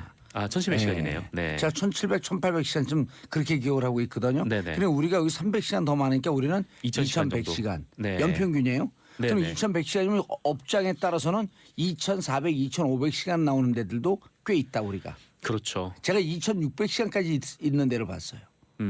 제가 그러니까 모든 디테일가 이 통계 능하다니까요. 그러게요. 이제 그 부분을 좀 준비를 했어야 되는데 까먹고 준비를 못해서 죄송합니다. 그리고 어느 각도에서 제가 펀치가 나가잖아요. 그냥 아무 각도에서나. 그러게요. 그러면 이런 거 디테일 조심하셔야 돼요. 네, 앞으로 OECD 꼼꼼하게. 연평균 시간은 1,700시간은 아니에요. 1,800 블러 시간이에요. 네. 딱 떨어지는 시간은 아니야. 어바웃 1,700시간이 OECD 시간이고 우리나라가 2,100시간. 그러면은 그 평균으로 따지면 네. 약 한 그 18% 정도가 더 많은 거예요. 1,700에 플러스 300이니까 10%면 1,170시간이죠. 네. 20%면 그 340시간. 그러니까 300시간이라고 하면 18 내지 17%가 더 많은 거예요. 네. 다른 나라보다. 수이 예. 엄청 밝으시네요. 아니 그런 걸 따져줘야 돼요. 그럼 다른 사람들이 6시에 퇴근할 때 네. 9시에 시작해서 6시에 퇴근하면 거기다 17%를 더하면 우리는 8시쯤 퇴근하는 거죠. 그렇게 생각하면 느낌 하고 오죠. 다른 사람들 6시에 퇴근해서 저녁이 있는 삶을 살고 있는데 네. 우린 8시에 퇴근하면서 늦은 저녁에 소주 한잔하고 회포를 풀다 보면 10시 집에 들어가면 11시 아이들 얼굴도 못 보고. 네. 사실 뭐 8시에 퇴근하면은 집에 와서 뭐 씻고 아니 그것도 가기 전에 힘드니까 저녁도 제 타임 놓쳤거든요. 네. 그럼 뭐 밥도 못 먹었는데 그냥 삼겹살에 소주나 한잔 하지. 그러면 10시예요. 그렇죠. 예. 이게 늦어가지고 이제 집에 오면은 바로 잘 수밖에 없는 좀 그런 구조고. 그렇죠. 8시에는 뭐 저녁을 먹기도 그러니까 치맥 한잔 할까? 네. 삼겹살 간단한 소주 한잔 할까? 저녁도 못 먹었는데. 그러면 이제 먹고 집에 오면 10시 11시 되는 거죠. 네. 그럼 그럼 또 이제- 바로 자고 또 다음날 아침에 또 예, 일어나서 바로 또 자지도 출근해야 않아요. 되죠. 또 자는 딸의 얼굴을 보면 가슴이 짠하죠. 이 생활이 언제까지 이렇게 계속될까? 네. 그러니까 노동시간 단축해 줘야 돼요. 대통령님 잘하셨습니다. 네, 그래서 이 앞으로는 이 한 주의 개념을 예. 월요일부터 금요일까지가 아니라 그 월요일부터 일요일까지로 늘려서 예. 이 주말에 16시간을 날리고 그래서 일주일 최대 근로 시간을 52시간으로 줄이겠다라는 예. 것인데요. 이걸 어제 국회 환경노동위원회가 통과를 시켰습니다. 아하. 그리고 모처럼 아마- 여야가 합의했죠. 예, 뭐 여야가 합의했죠. 그리고 아마 오늘 본회의 통과가 예상이 되고 있고요. 예. 오늘 본회의 통과했는데 또 이거 반대한다 그러면서 본회의장에 눕는 사람은 없겠죠.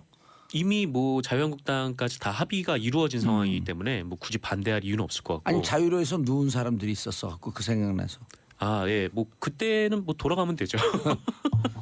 초지일관 네, 늘 그렇습니다. 일관되죠.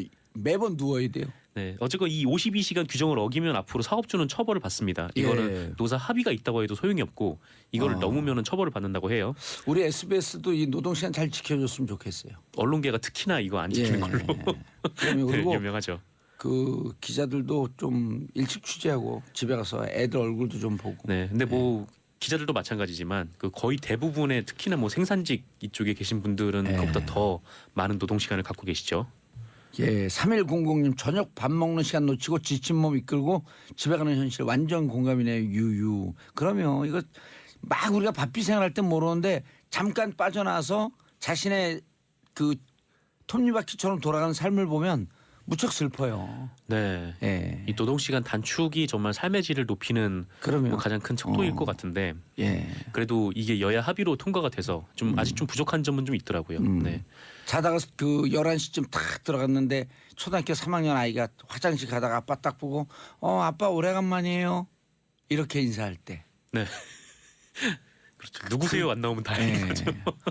왜 들어오셨어요? 이러면 네. 그게 우리 근로자들의 현실이죠. 다음 뉴스. 네, 일본군에 의한 조선인 위안부 학살 현장 영상이 공개가 됐습니다. 예.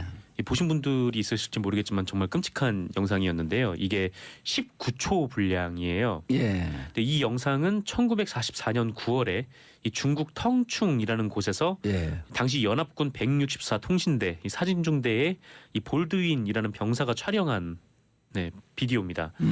서울시와 서울대 인권센터가 그 미국의 그 국립문서기록관리청을 뒤진 끝에 발견한 영상이고요. 이 당시 텅충에는 30명 이상의 조선인 위안부가 있었다고 해요.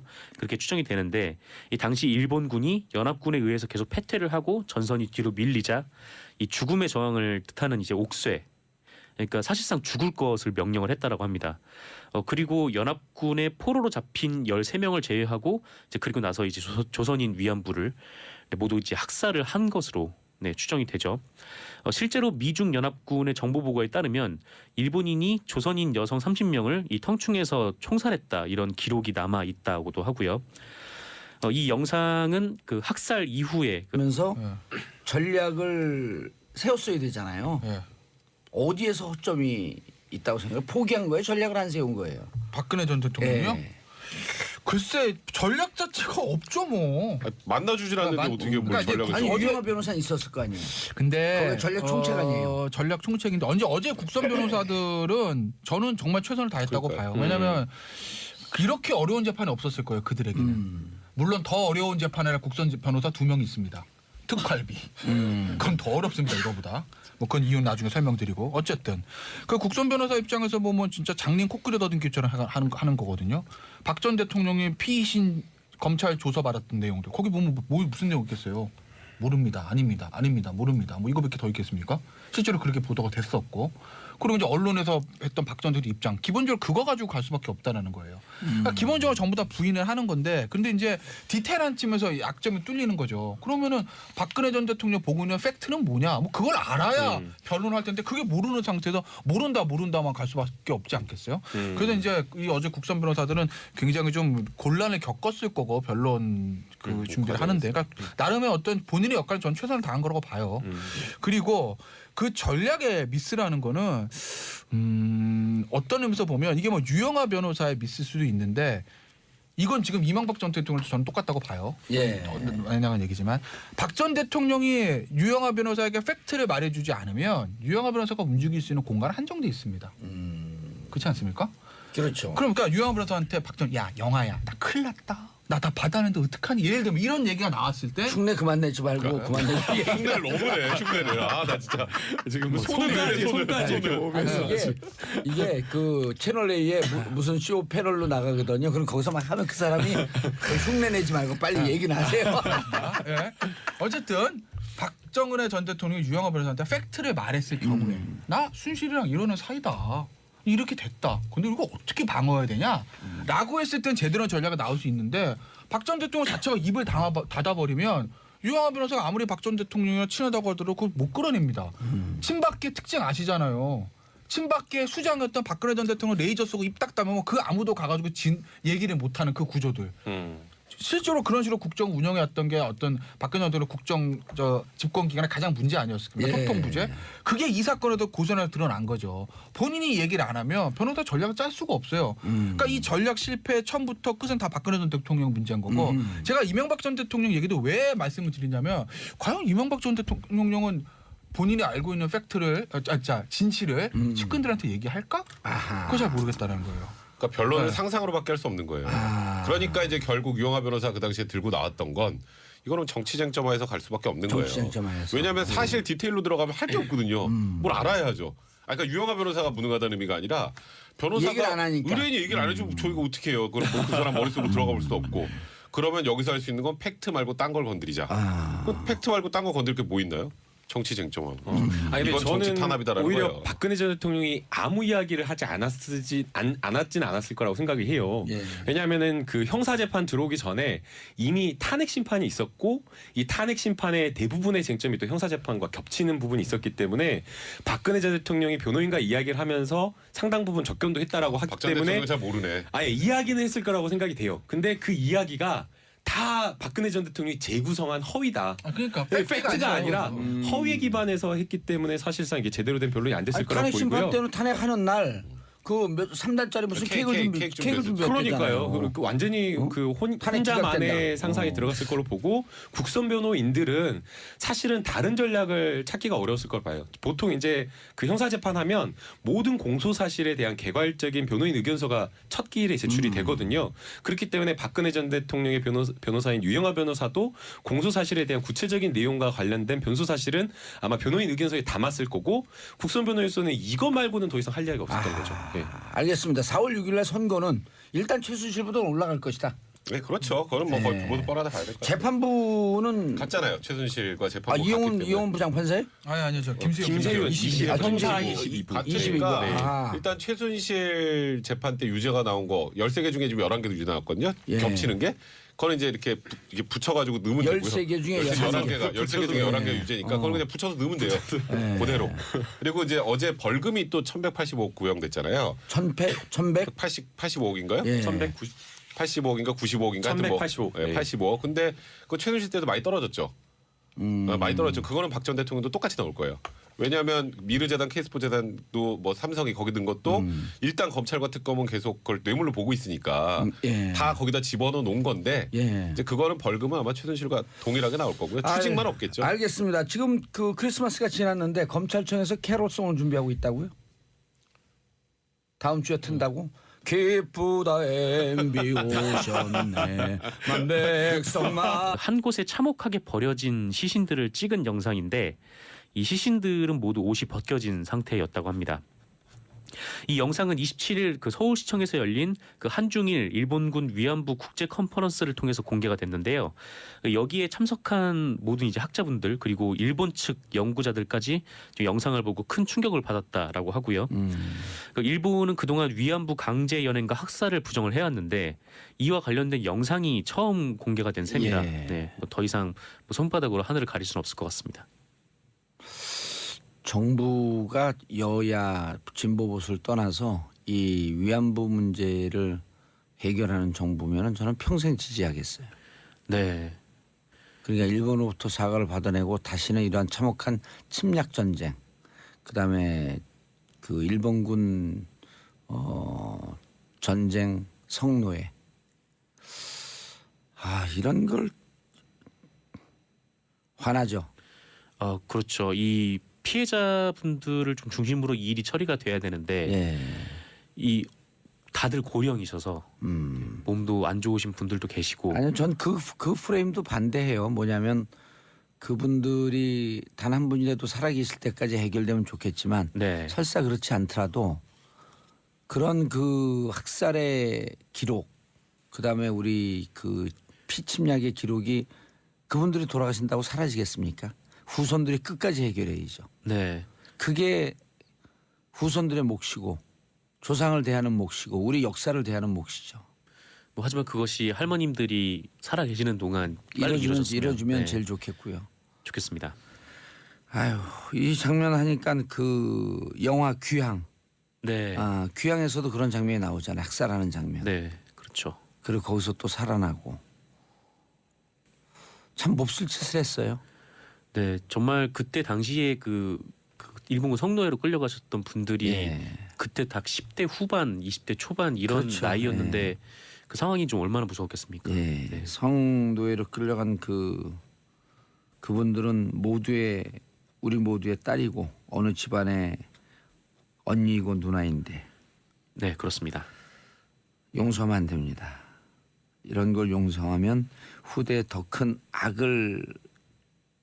악이 싹틀 수 있는 자양분을 제공하는 겁니다. 용서할 수 없습니다. 자, 신현희 강남구청장 결국 구속되었다. 네, 그 9,300여만 원의 공금을 횡령하고 이 친인척의 취업을 청탁한 혐의를 받고 있는 예. 이 신현희 강남구청장이 오늘 구속됐습니다. 예. 그 서울지방경찰청 지능범죄수사대는 지난 22일 이 신현희 구청장에 대해서 업무상 횡령과 직권남용, 이 강요 등의 혐의로 구속영장을 재신청한 바 있는데요. 지난 9일에 한 차례 기각이 된 바 있죠. 그런데 이번에는 구속영장을 받았습니다. 신현희 구청장은 지난 2010년 7월 이 구청장에 취임한 이후부터 그 재선이 된 이후인 2015년 10월까지 이 구청의 각 부서에 지급되는 경력금과 포상금 등 총 9,300여만 원을 이 총무팀장을 통해서 현금화를 하고 이를 비서실장을 통해서 개인적으로 유용한 혐의를 받고 있습니다. 그러니까 직원들에게 돌아갈 돈들을 자기가 빼돌린 셈이죠. 근데 이거 도둑질이거든요. 아, 네, 그렇죠. 이거 직원들 사기를 고치시키기 위해서 써야 될 돈을 본인을 아니 살기 위해서. 이렇게 공공의 마인드가 없는 사람들 강남구에서 신현희 구청장 찍은 분들 방송 듣고 계시면 정말 반성해야 돼요. 이런 공공의 마인드가 일도 없는 사람을 구청장으로 뽑고 그냥 그 당을 묻지마 찍고 그 결국 이렇게 이게 뭐예요? 강남구가 조금 더 물론 다른 데보다 그 재정 여유가 있어서 잘 돌아가지만 강남구에는 그 어려운 분들 안 계신가요? 저소득계층 없나요? 또 많이 계시죠. 그 네. 구청 직원들 힘들게 일하잖아요. 그렇죠. 그 사기 신작하라고 한 거를 그 뜯어다가 한 1억 가까이 되네요. 그렇죠. 9,600만 원이니까요. 예. 아, 9,300만 원. 네. 9,300만 원이니까요. 근데 이게 그 이른바 이제 국고 손실인데 네. 배임 횡령이지만 그렇죠. 사기업에서 배임 횡령보다 이게 큰데요. 만약 그렇게 되면 공금 유용은 훨씬 더 큰 중죄죠. 네. 좀 이따 이제 삼변 시대 시작하는데 삼 변호사들한테 물어보기 전에 제가 또 만주 변호사 아니에요? 예. 사기업 공금 횡령보다는 커요. 이게 국고 손실. 국고 이제 지방 그 비용도 지방 예산도 국고니까. 네. 아 어떻게 이런 사람들을 뽑아놨지? 그리고 저는 이제 미투 운동도 중요하지만 이런 분들 찍은 분들 저도 찍었어요. 반성합니다. 이런 거 좀 올라왔으면 좋겠어요. 글이. 네. 근데 뭐 신현희 구청장이 뭐 사실상 이렇게 주민들을 상대로 뭐 네. 거의 뭐 사기를 친 거나 마찬가지 아닌가라는 생각이 좀 들기도 하는데요. 네. 정상근 기자님 네. 수고하셨어요. 네, 인사하시고. 감사합니다. 바이바이. 안녕히 금요일 날 또 계세요. 봐요? 네, 금요일 날 또 봬요. 알겠습니다. 금요일 날 뵙겠습니다. 저는 광고 듣고 2부 돌아옵니다. 채널 고정하소서.